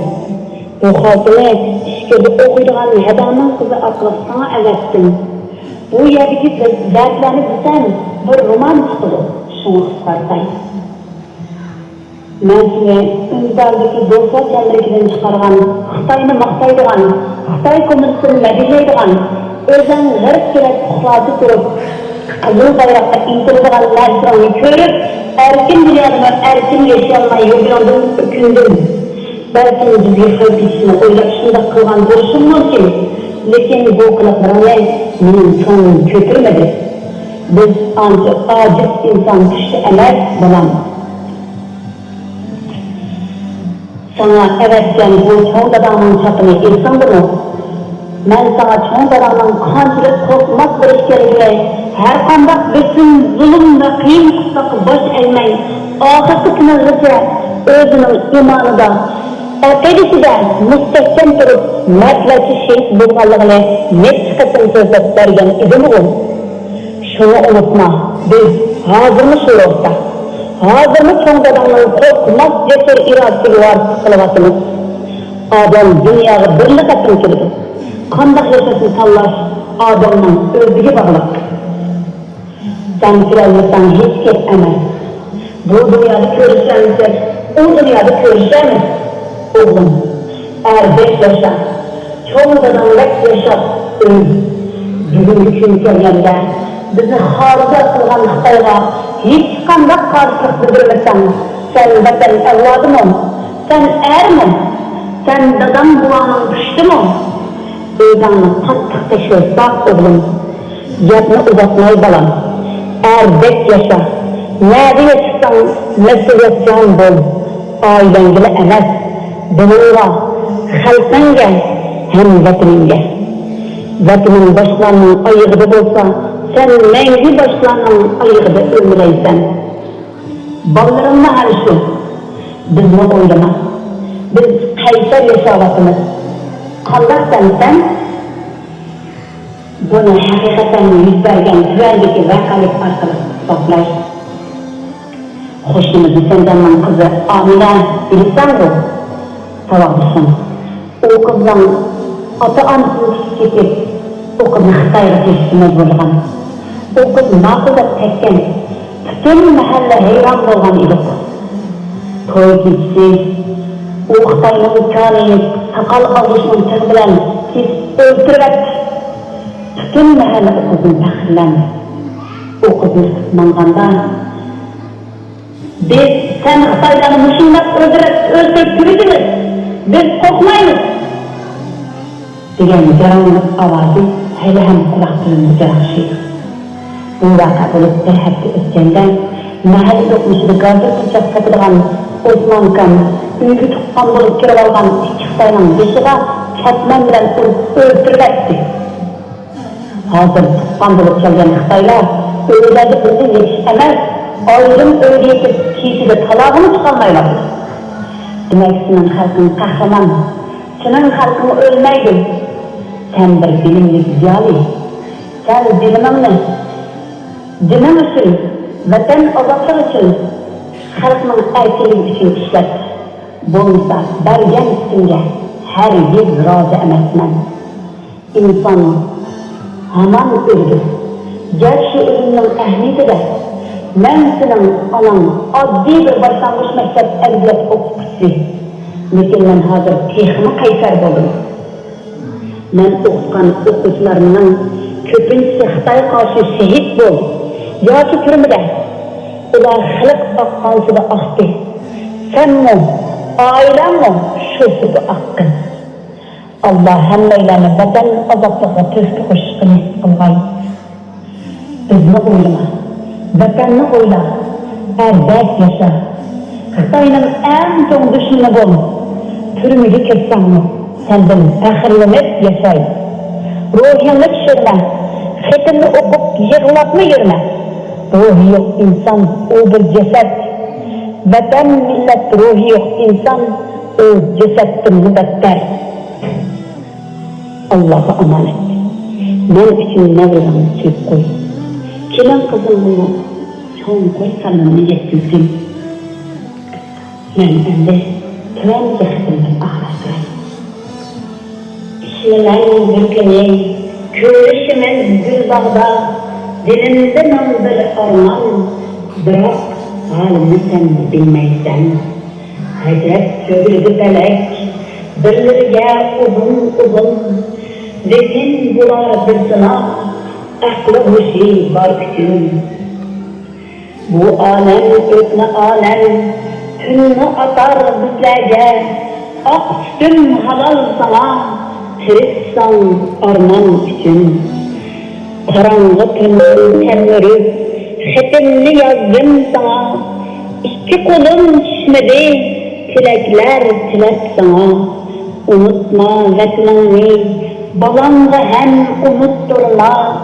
Ümit seksiz güçtür o, ümitten hiç ayrılma. Seni sevimgan anamdır.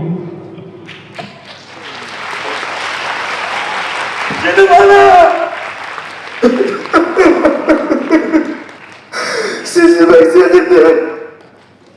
Siz havlayarak erkek bulamadın. Ümidimizi atlayamadın. Ümidimizi çıkıp atlayma. Hayatımın ahırgıca, ömrümün ahırgıca Xitay'ın en çok düşmanı bulup yaşayma.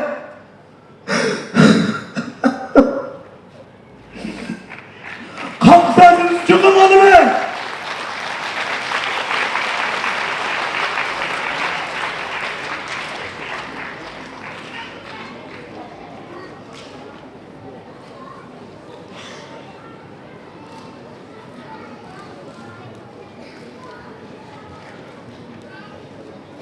La galibe illallah. İn tansurullaha yansur. Amenna ve saddakna. Rabbim yardımcımızdır. Rabbim yardımcımızdır. Rabbim yardımcımızdır. Başkasına iltica etmiyoruz ve istiyoruz.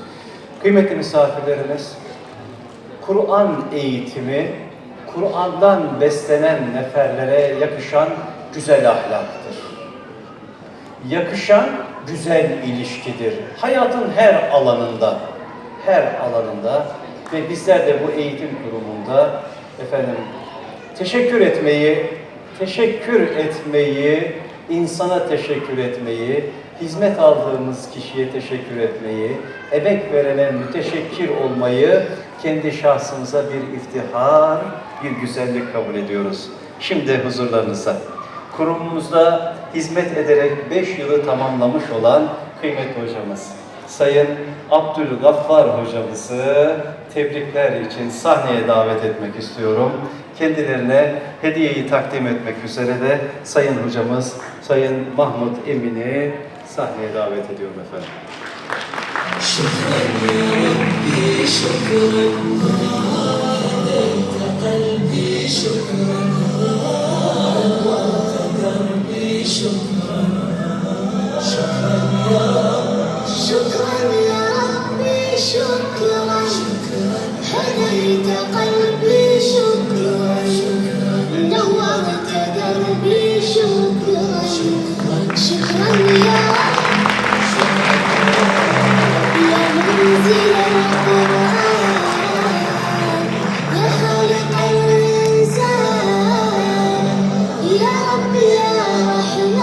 Teşekkür ediyoruz. Tebrik ederim hocam. Allah Teala sağlık, sıhhat, afiyet versin. Nice yıllar bu hizmette bizi memur eylesin inşallah, daim eylesin inşallah. Efendim, Kur'an-ı Kerim ve hadis-i şerif ezberden okuma yarışmaları tertip edildi demiştik. Şimdi bu kategoriye göre değerlendirmeler, derecelendirmeler var. Yavrularımız yoğun bir çalışma içerisinde müsabaka yaptılar. Hayırlı işti bu, güzel işti. Birbirlerinden razı oldular ve Allah Teala'nın herkese farklı nasip etmiştir. O hıfzı, o beceriyi, o kabiliyeti onun nispetinde müsabakaya dahil oldular ve hocaların huzurunda imtihan edildiler. O imtihan neticesine göre derecelendirilmeler var. Ona göre davet edeceğim. Burada öğrencilerimizi, gayretlerini, sizlerin tebriklerine müracaat edeceğiz efendim. İlk sırada Kur'an-ı Kerim'in 15 cüz ezberden okuma kategorisinde yarışarak dereceye giren öğrenciler var. Onları davet edeyim. Ama önce hocamızı davet edeyim. Ben. Hocam da merakla beklesin öğrencilerimizi bakalım. Efendim, tefsir alanında doktorasını tamamlamış, doktor olan hocamız Sayın Mahmut Can Hacım hocamızı alkışlarınızla sahneye davet etmek istiyorum ve öğrencilerimizi de derecelendirmeye göre burada misafir edeceğiz. Birinci, ikinci ve üçüncü var benim listemde. Onları sahnede ağırlamış olacağız ve heyecan ortamı, böylesi müsabaka ortamında yapılan usul. Genel bir usuldür. Meraklar, heyecanlar şöyle doruğa çıksın. Hani yüreği ağzına gelmiş tabiri vardır ya böyle heyecanla. O tatlı heyecan yaşansın ve sonra da teskin olsun. Hocam burada mı? Peki efendim.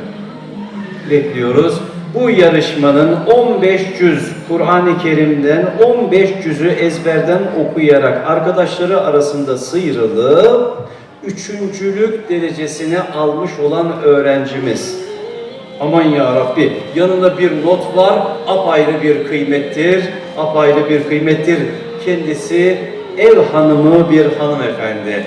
Ev hanımı hanımefendi, Muhlise Muhammed hanımefendiyi, Hafız Hanım'ı sahneye davet ediyoruz efendim.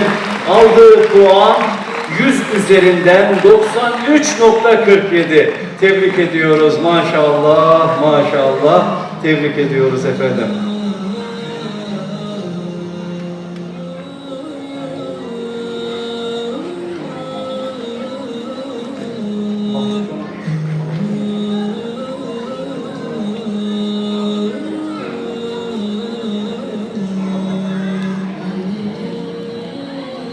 Gelene bakıyorum, doğru mu görüyorum diyeceğim. Bir kız çocuğuyla bir anne geliyor ve Allah Allah, Allah Allah, ne güzel, ne güzel, elhamdülillah. Hem evinin işini aksatmadı, hem yavrusunu büyüttü, hem de hafızlık yarışmasında 15 cüzlük kategoride 3. dereceyle maşallah. Allahu Ekber, Allahu Ekber. Efendim,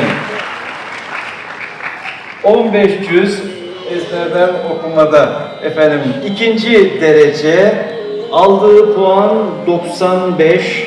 Yusuf Has Hacip Vakfı öğrencilerimizden alkışlarınızla Mariye Celil, Hafız Mariye Celil'i sahneye davet ediyorum. Tebrik ediyorum, tebrik ediyorum efendim. Ve bu kategorinin derecelendirmesinde aldığı 97.26 puan ile birincilik derecesini hak etmiş Nurlan Talim ve Terbiye Merkezi öğrencimiz Hafız Nezire Abdülhakim birinci olarak bu yarışmayı tamamladı. Tebrik ediyoruz. Allah nice güzel günler, başarılar nasip etsin. Efendim, Mahmutcan hocam yok mu? Abdülreşit Hacim, değerli hocamız. Hocam ne kadar yakınmışız. Sizin elinizden bu hafız öğrencilerimizin hediyelerini takdim edelim. Sabahlar getirdiniz. Efendim, Muhlise Hanım mı önce? Evet. Muhlise Muhammed hanımefendi, ev hanımı, yavrusu da yanında görüyoruz. Efendim 93.47. Mariye Celil 95 puan ile ikinci ve Nezire Abdülhakim 97.26 puan ile birinci olarak 15 cüzün hıfzıyla ilgili efendim imtihandan derecelendirmeyi tebrik ediyoruz. Kıymetli hocama teşekkür ediyorum. Fotoğraflar çekiliyor değil mi? Aynı bir itirazına gerek yok. Efendim alkışlarımız sizler için, tebriklerimiz sizler için. Teşekkür ediyorum. Sağ olun, var olun efendim. Allah Teala nice güzel günler nasip etsin, başarılar nasip etsin. İnşallah o yavru da hafız olarak sahnede misafir olur. Efendim 30 cüz Kur'an-ı Kerim okumada 30 cüz ve kızlarımız burada yarışmaya girmiş. 30 cüzü okudular ve 2 tane üçüncümüz varmış. Aldıkları puan eşit oldu. 2 tane üçüncümüz var. 1 tane ikinci, 1 tane birinci. Yani 1, 2, 3 derken 4 tane öğrenciyi burada misafir edeceğiz. Ne güzel, ne güzel, ne güzel, elhamdülillah. 30 cüz Kur'an-ı Kerim ezberiyle imtihan edildiler. Önce üçüncüleri davet ediyorum. İkisi de eşit 97.27 puan aldı. Eşit oldular, üçüncülüğü paylaştılar. Yine üçüncülerden birisi ev hanımı hanımefendiymiş. Maşallah. Efendim alkışlarınızla ev hanımı, hafız hanımefendi Patigul Abdülgani'yi sahneye davet ediyorum maşallah. Diğer üçüncümüz 97.27 ile Toki İmam Hatip Lisesi öğrencisi Sümeyye İbrahim'i davet ediyorum. Maşallah üçüncü oldular. Efendim, ikinci olarak Özel Yemen Uluslararası Lisesi Yemen Uluslararası Lisesi öğrencisi 97.77 puanla Şerife Ahmet. Şerife Ahmet bu yarışmanın ikincisi oldu. Ve Kayseri Uygur Mektebi eğitmeni 99.63 puan ile bu kategorinin yarışmanın birincisi Nesibe Uygur hocamızı sahnede şöyle sahnenin ortasında dolu bir fotoğraf karesinde ağırlamak üzere efendim burada misafir ediyoruz ve hediyelerini takdim etmek üzere Oku Uygur Medresesi Başkanı Üstad Habibullah Hüseyni hocamızı tekrar sahnede misafir edeceğim. Hocamı diğer kategori için davet edeceğim. Notum burada hazır. Diğer kategoride inşallah.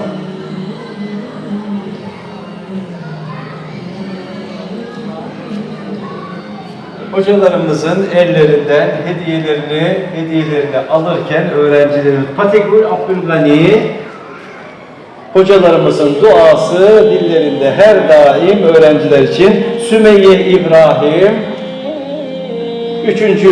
dereceyi paylaşmışlardı. 2. derecede yarışmayı tamamladı. Şerife Ahmet ve bu yarışmanın birincisi Nesibe Uygur Hoca hanımefendiydi. Hediyelerini takdim ettik. Hocamızın böyle bir fotoğraf karesi oluşturalım. Hocamızın duasıyla bu başarılar, bu güzel nimet inşallah devam edecek nesilden nesile. Teşekkür ediyoruz, tebrik ediyoruz efendim. Maşallah, daim olsun inşallah.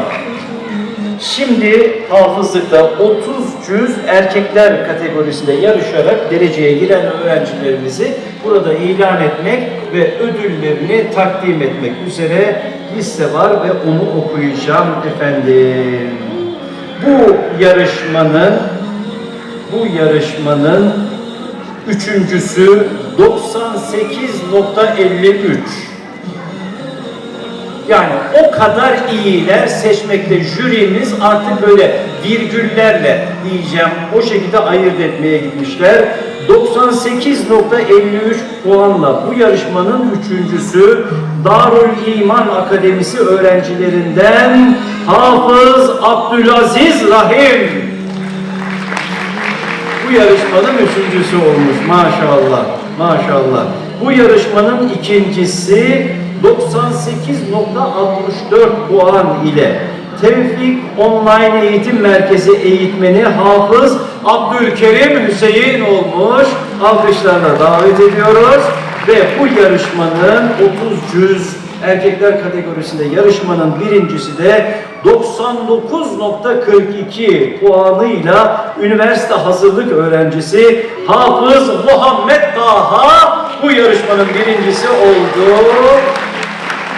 Bu derecelendirmeyle değerli hafızlarımız, hocalarımız efendim hediyelerini değerli üstadımız direnmenin, eğilmemenin okuduğu Kur'an ile bir mümin alime yakışır izzet ve şerefin duruşunu, çizgisini bozmadan, asla ve asla taviz vermeden, yattığı hapishanede zulme boyun eğmeden, İslam bayrağını dik tuttuğu halde güzel örnek, her daim duasına müracaat ettiğimiz güzel örneğimiz hocamız Üstad Niyaz Damollam hocamı sahnede ağırlayarak hediyelerini takdim ediniz.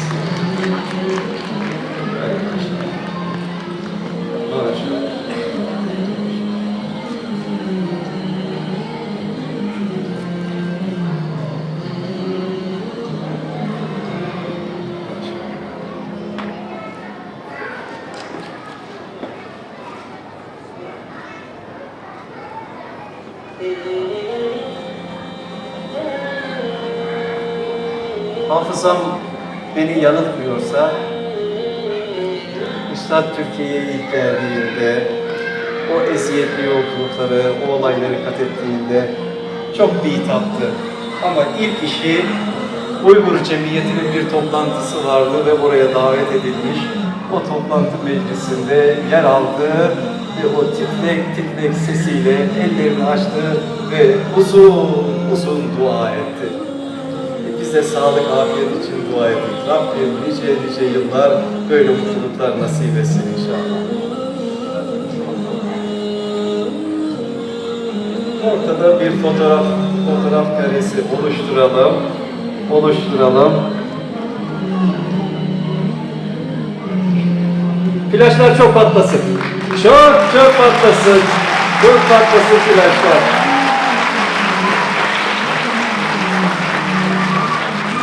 Maşallah. Teşekkür ediyoruz, tebrik ediyoruz. Yine refakat edelim üstadımıza.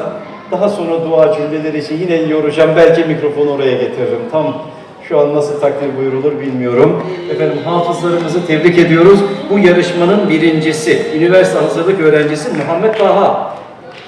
Muhammed, o belgeyi, o hediyeyi emanet et. Biz sana bir mikrofon verelim. Şuraya bir sandalye koyalım. Bize o güzel sesinle Kur'an-ı Kerim tilaveti gerçekleştir. Biz de dinleyelim, olur mu? Şifa olsun inşallah. Şifa olsun inşallah gönüllere.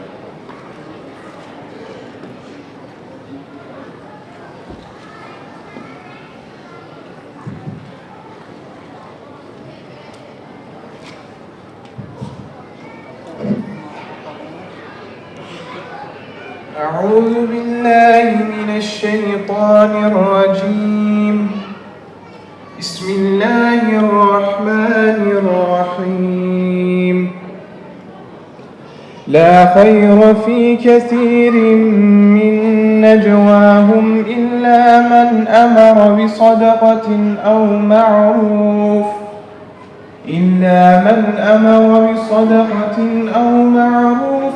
أو إصلاح بين الناس ومن يفعل ذلك ابتغاء مرضات الله فسوف نؤتيه أجرا عظيما ومن يشاقق الرسول من بعد ما تبين له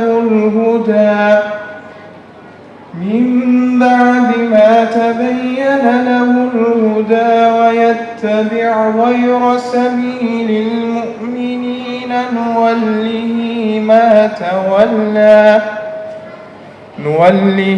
ما تولى ونصله جهنم وساءت مصيرا إن الله لا يغفر أن يشرك به ويغفر ما دون ذلك لمن يشاء ومن يشرك بالله فقد ضل ضلالا بعيدا صدق الله العظيم.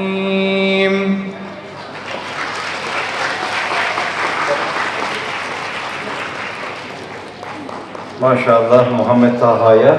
Hafızlarımızdan Abdülkerim Hüseyin bu kategoride ikinci olmuştu. Onu da sahneye davet edelim.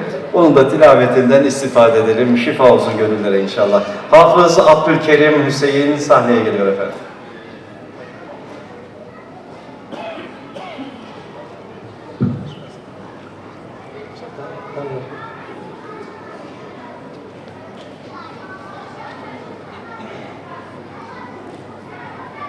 أعوذ بالله من الشيطان الرجيم بسم الله الرحمن الرحيم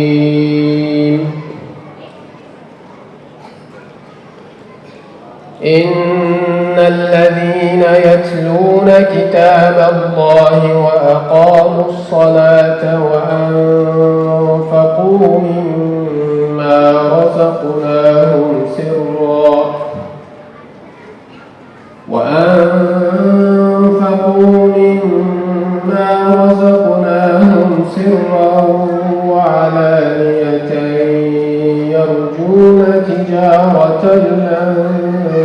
يهتدون ليوفيهم أجورهم ويزيدهم من فضله إنه غفور شكور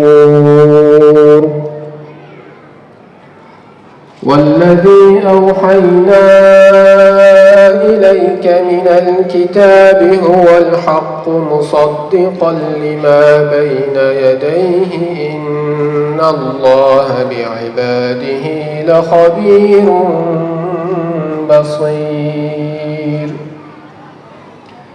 ثم أورثنا الكتاب الذين اصطفينا من عبادنا فمنهم ظالم لنفسه ومنهم مقتصد ومنهم سابق بالخيرات بإذن الله ذلك هو الفضل الكبير صدق الله العظيم سبحان ربك رب العزة عما يصفون وسلام على المرسلين والحمد لله رب العالمين.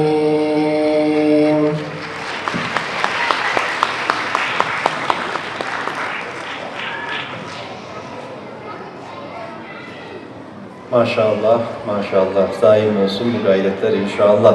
Kıymetli misafirlerimiz, Kur'an-ı Kerim'in hıfzı, bunun yanında hadis-i şerif hafızlığı diye bir yarışma, 2 kategori vardı ya, ana kategori. Bunlardan bahsetmiştik. Onların ödül töreni olacaktı.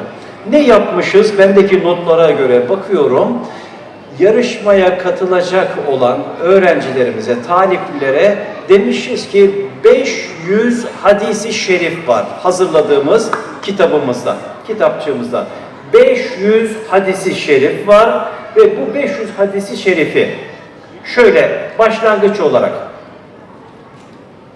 kim rivayet etti? En meşhurlardan Ebu Hureyre radıyallahu anh rivayet etti. Kâle Resulullah sallallahu aleyhi ve sellem. Yani bu başındaki o 2 cümleyi de ezberleyecek şekliyle vazife verildi. Bu yarışmaya 500 hadisi şerifi metni ezberlemeye katılan öğrencilerden, yarışmacılardan 1., 2. ve 3.'yü şu an sahneye davet edeceğim ve onlara hediyelerini takdim edeceğiz. Efendim, bu yarışmanın 500 hadis-i şerifi ezberleyip okumanın, müsabaka içerisinde yer almanın derecelendirmesi neticesinde 3. olan yarışmacımız. Kayseri Uygur Mektebi Kur'an-ı Kerim sınıf mesulü Ayşe Abdullah hanımefendidir efendim. Alkışlarınızla ödül almak üzere sahneye davet ediyorum.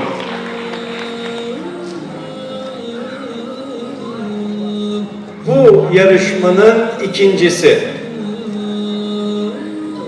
500 hadis-i şerifi ezberledi, müsabıkların arasından sıyrıldı ve jüri heyetinin değerlendirmesiyle 2. oldu.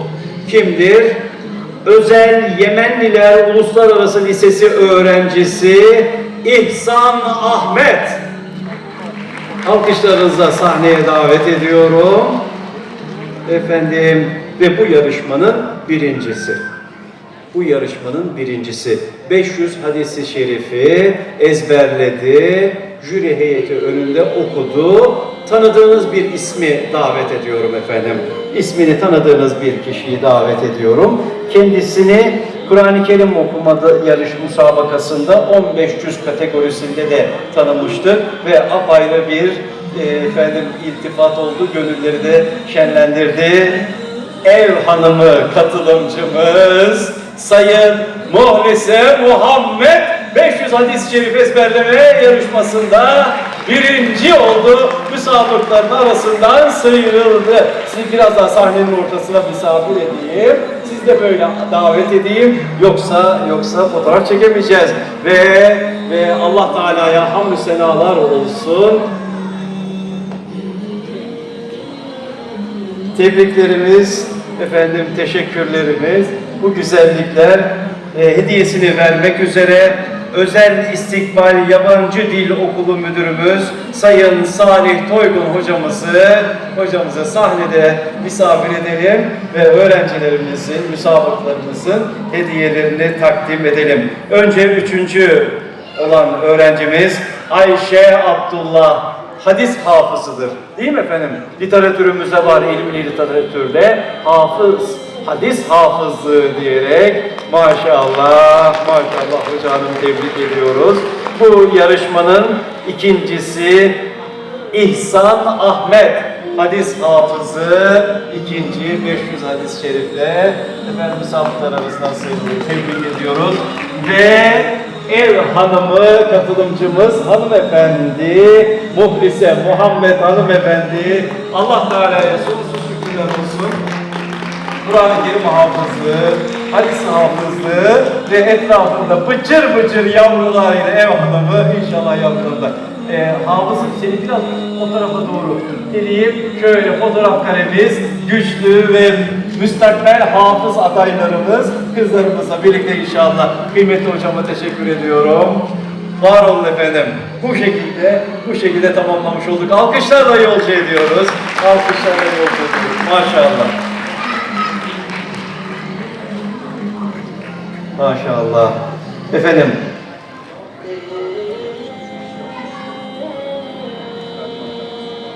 Var mı? Tamam.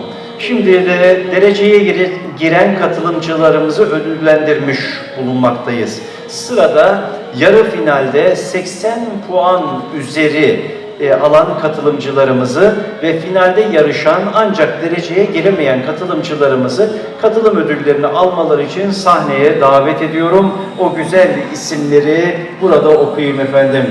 Sırasıyla okuyorum.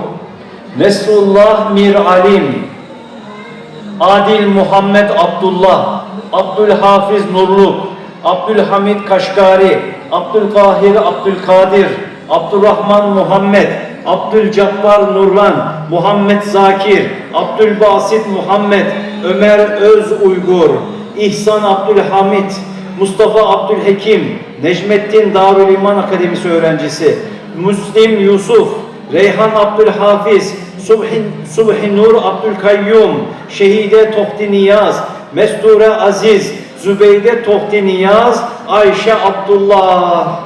20 öğrencinin ismini okumuş oldum.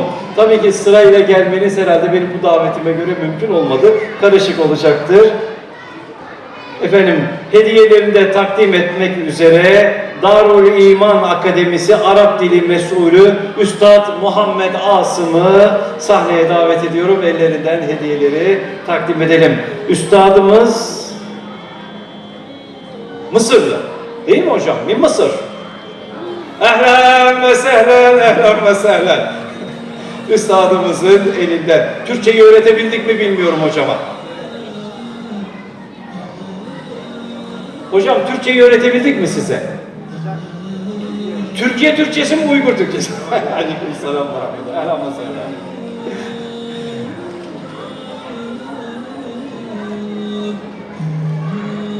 Değerli hocamız, görevli hocamız da isimleri kendisi zikrederek burada takdim ediyor efendim. Katılmayan öğrencilerimiz var ise ki var görüyorum. Sahneye gelmeyen öğrencilerimize de hediyeleri mahfuz yönetim tarafından takdim edilecektir.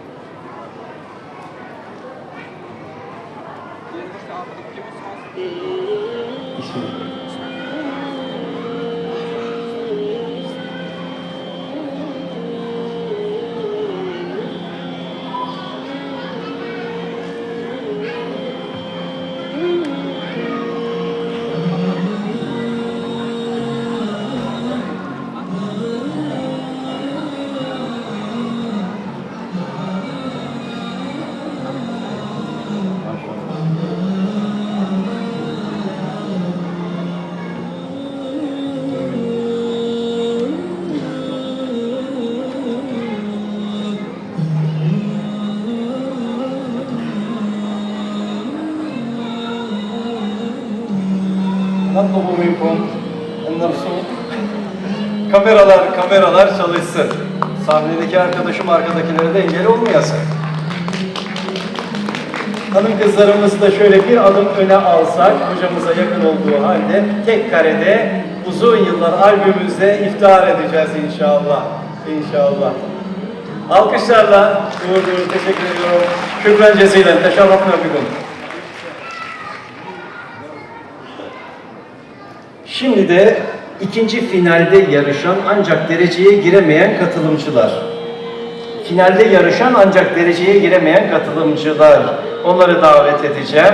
Öğrencilerimiz, müsabıklarımız Sabahat Mahmut, Reşide Abdülkadir, Nezire Nur Ahmet, Hatice Mahsun, Fatma Abdülhamid, Ali Abdullah, Abdülveli Muhammed, Halid Ömer, İhsan Ahmet, İbrahim Dursun, Muhammed Haydaroğlu, Reşide Yasin, son 15 cüz, Kevser Mahmut, ilk 15 cüz, Şehide Muhammed, ilk 15 cüz, Nur Ahmet Ziyaüddin, ilk 15 cüz, Ebul Hasan Nur Muhammed, ilk 15 cüzde hazırlandılar ve yarışmada yerlerini aldılar ve hediyelerini de takdim etmek üzere Amanet Kur'an-ı Kerim hocası Ziyaüddin Mahsun hocamı ve Şeyh Abdurrahman hocamızı sahneye davet ediyorum efendim. Görevli arkadaşlarım isimleri yakından biliyorlar.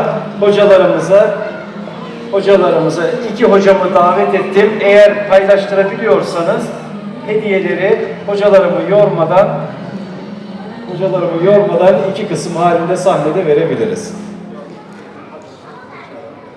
Öyle mi? Peki.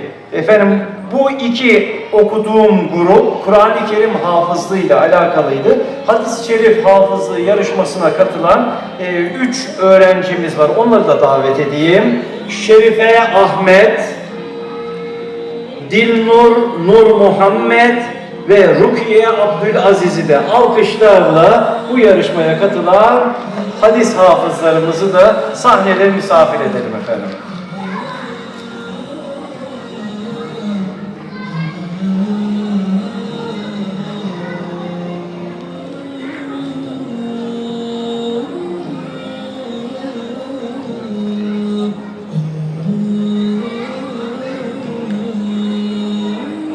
Hadis hafızlarımıza şöyle bir adım ayrı dursun veya önde dursun. Orada sıkıştınız.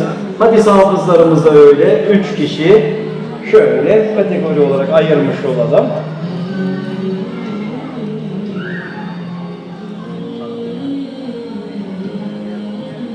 Abdülgani hocam. Abdülgani hocam. Hocamı unutmadınız değil mi? Ha, tamam.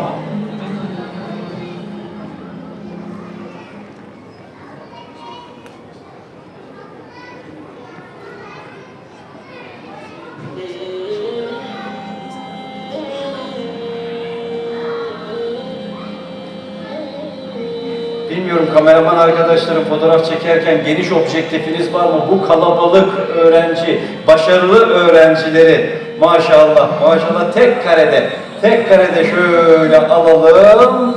Kocaman bir fotoğraf yaparız inşallah, duvara asarız.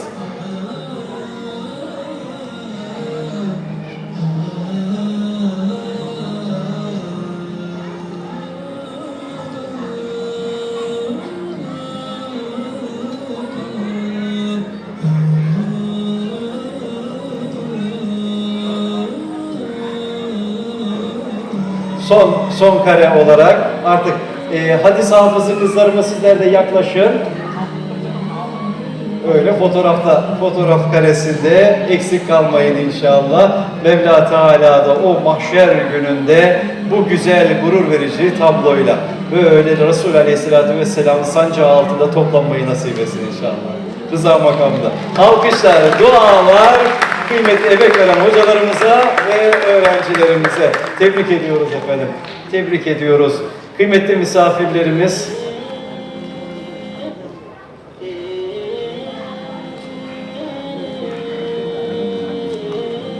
şimdi burada bir şöyle ayrı bir nüans diyelim.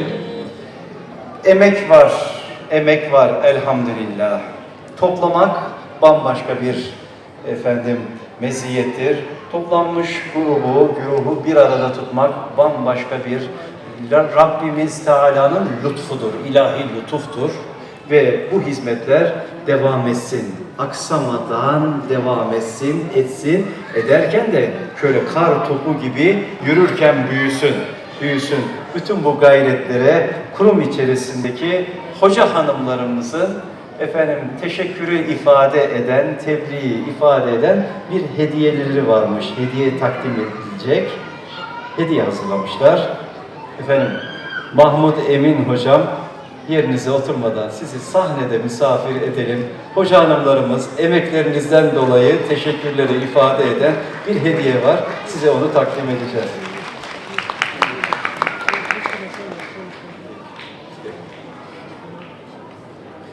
Hoca hanımlara vekaleten Abdülgani hocam emaneti almış. Mahmut Emin hocamıza takdim ediyorlar. Allah var etsin, başımızdan eksik etmesin, hizmetler daim olsun inşallah. Değerli dostlar, Allah Teala'nın kitabı Kur'an-ı Kerim'i okumak, ezberlemek, okuyanlara hoca olarak hizmet etmek, okuyanlara o binayı yaşatacak müstahdem olmak, o kapısının önünden geçerken şöyle Rabbim sen onlardan razı olsun diye komşuluk hakkıyla iltifat edenler, teveccüh edenler.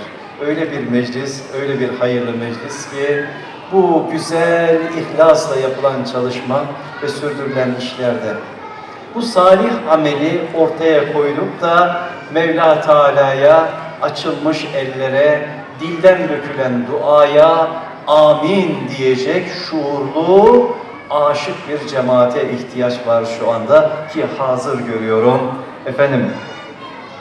Değerli büyüğümüz, hocamız Sayın Niyaz Damollam hocamdan dua isteyeceğiz. Mikrofonu oraya mı getireyim? Hocamı burada mı misafir edelim? Sahneye bir sandalye alalım yine. Hocamızı... Yok, hocam burayı işaretledi. Evet.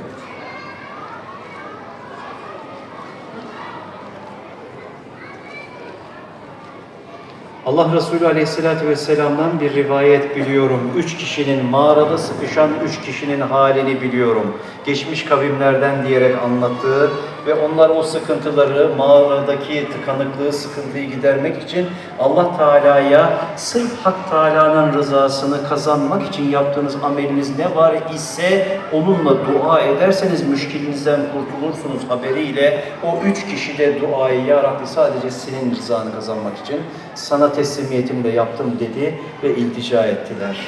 Bizler de yaptığımız salih amelimiz Mevla katında kabul olsun. Gönlümüzden geçti, dilimizden döküldüğü şekliyle. Amin.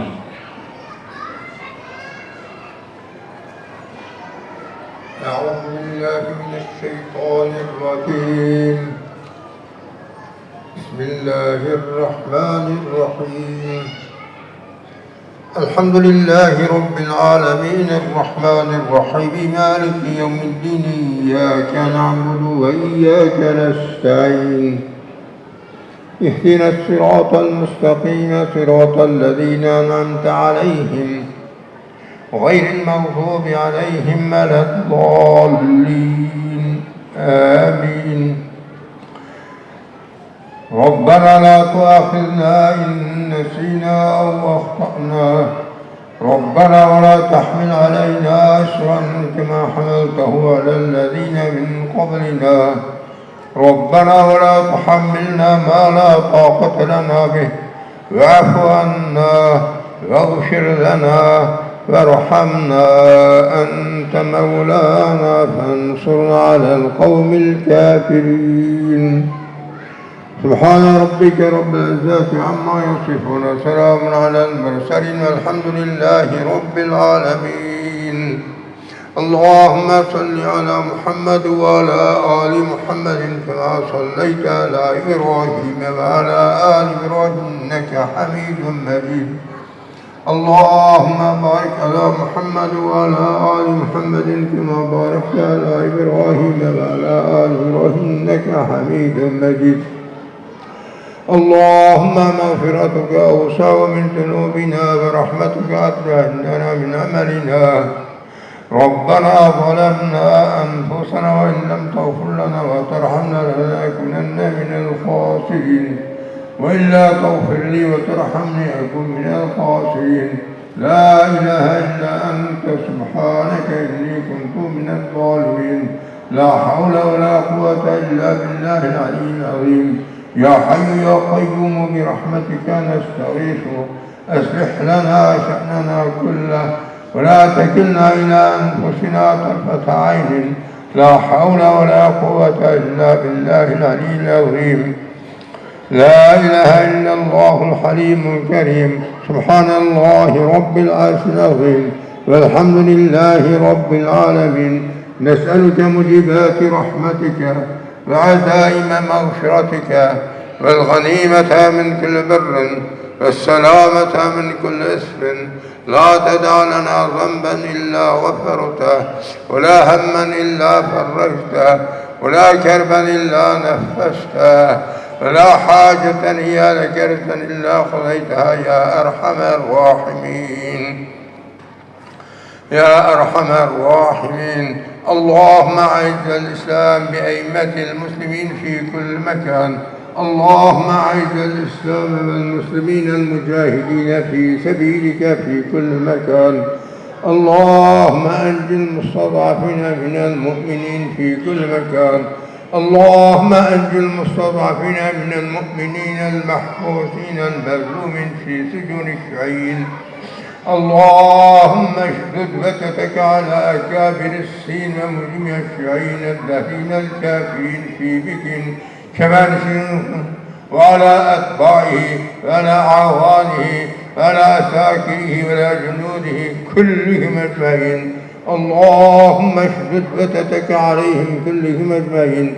اللهم اشدد وتتك عليهم كلهم أجمعين. اللهم احصيهم عددا أو اقتلهم بددا ولا تبقي منهم أحدا.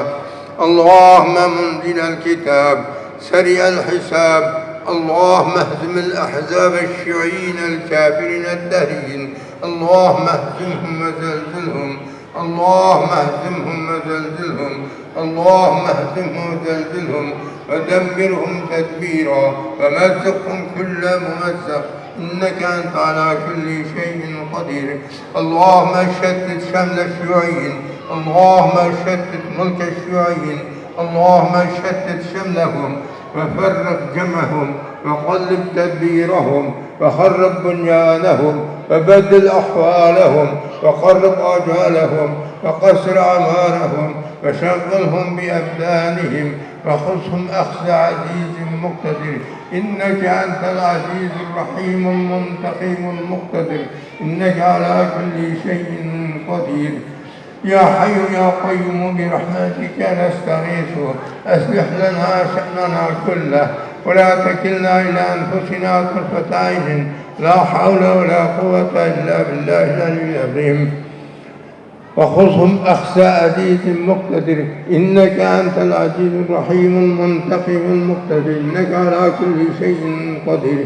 بأنهم قتلوا علماءنا وقراءنا وصلاحنا ورثة الأنبياء وسفكوا دماءهم بغير حق وحبسوهم بغير حق وسفكوا دماء المسلمين بغير حق وحبسوهم بغير حق وسفكوا دماء أطفال المسلمين بغير حق حتى قتلوا في بطون نساء المسلمين فأحلوا حرامك وحرموا حلالك وخربوا مساجدك منعهم فما حرموا مساجدك ونههم.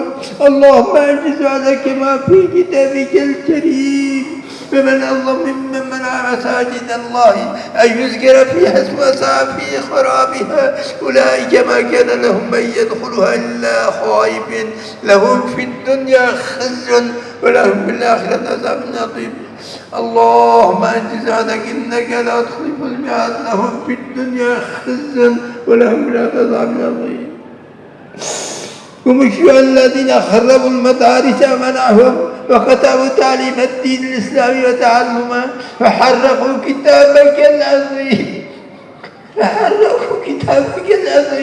وأحاديث النبي الكريم وآثار الصحابة والتابعين بعدهم من أهل الرسول السليم وما نقموا منا إلا أن آمنا بك يا ربنا وما نقموا منا إلا أن آمنا بك يا ربنا كما قلت في كتابك الكريم وما نقموا إلا أن يؤمنوا بالله العزيز الحميد الذي له ملك السماوات والأرض الله على كل شيء شهيد أن الله ما أنت الله العزيز الحميد الذي لك ملك السماوات والأرض أنت على كل شيء شهيد قل اللهم مالك الملك تؤتي الملك من تشاء وتنزع الملك ممن تشاء وتعز من تشاء وتذل من تشاء بيدك الخير إنك على كل شيء قدير تولج الليل في النهار وتولج النهار في الليل وتخرج الحي من الميت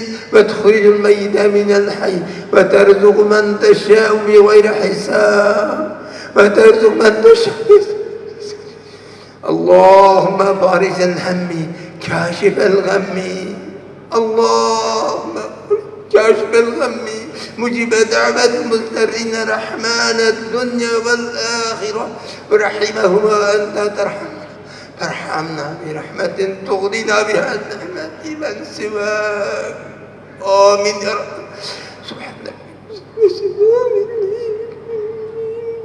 على الله توكلنا ربنا لا تجعلنا فتنة للقوم الظالمين ونجنا برحمتك من القوم الكافرين اللهم نجنا برحمتك من القوم الكافرين الشيوعيين الدهريين يا حي يا قيوم يا ذا الجلال والإكرام يا حي يا قيوم برحمتك نستغيث أصلح لنا شأننا كله ولا تكلنا إلى أنفسنا طرفة عين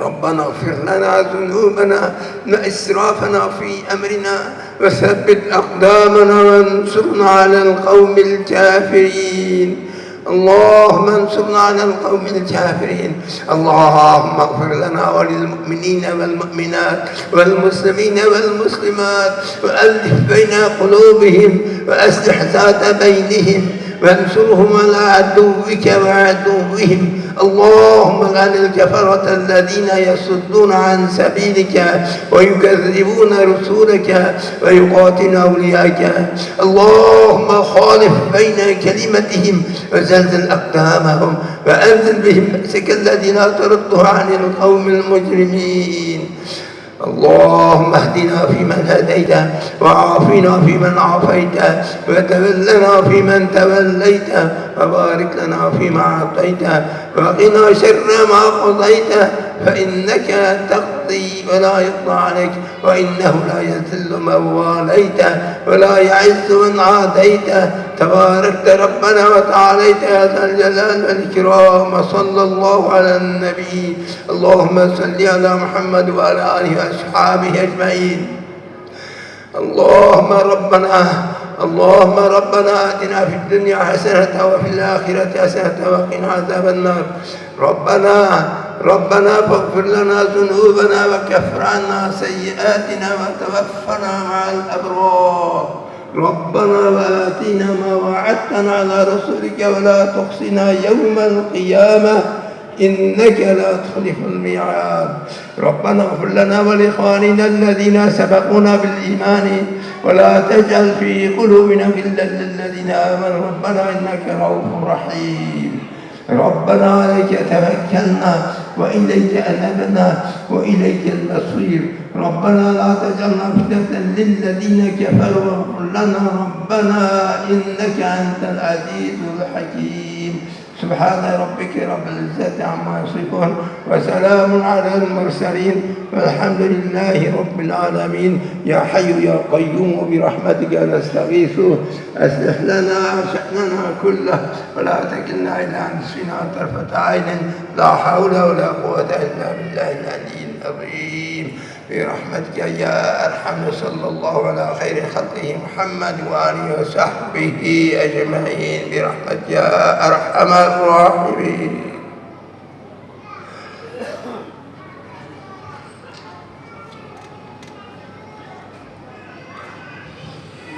Rabbim kabul eylesin. Üstadı hiç kaldırmayın, fotoğraf çekeceğiz. Beraber çekelim. Bir hatıra olsun. Emeği geçen efendim Darül Muallimin Akademisi ve Yusuf Has Hacip Vakfı hocalarını, çalışanlarını ve diğer tüm eğitim kurumu temsilcileri, katılan temsilcileri hatıra fotoğrafı çekilmek üzere üstadımız da burada olduğu halde sahneye davet ediyorum efendim. Bu hayırlı işin, hizmetin öncüleri, destekçileri, fiili olarak katkıda bulunan, dualarıyla katkıda bulunan değerli üstadlarımızı, hocalarımızı burada misafir edip kurumun albümünde güzel bir köşe olarak üstadın da burada denk gelmesi ayrı bir güzellik, ayrı bir nimet oldu elhamdülillah.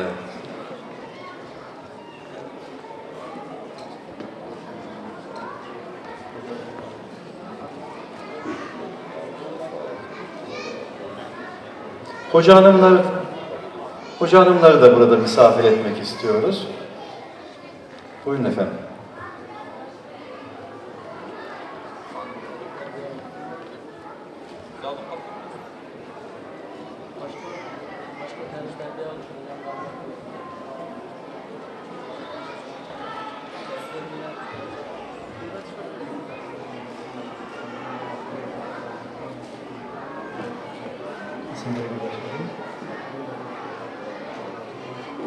Abdülvelid Karacım hocam, niye uzak duruyorsunuz? Ve Abdülmecid Karacım hocam, niye uzak duruyorsunuz? Biz sizleri bu arada efendim bu fotoğraf karesinde görmek istiyoruz kıymetli hocalarım. Buyurun efendim, bir güzel hatıradır. Allah Teala bu fotoğraf ortada kaldığı müddetçe efendim görenler hamd edecek Rabbime, hayır duada bulunacak. Allah hayırlı uzun ömürler versin. Bu güzel hizmette isminiz her daim zikredilmiş olacak inşallah. Güzel örneklik teşkil edecek inşallah.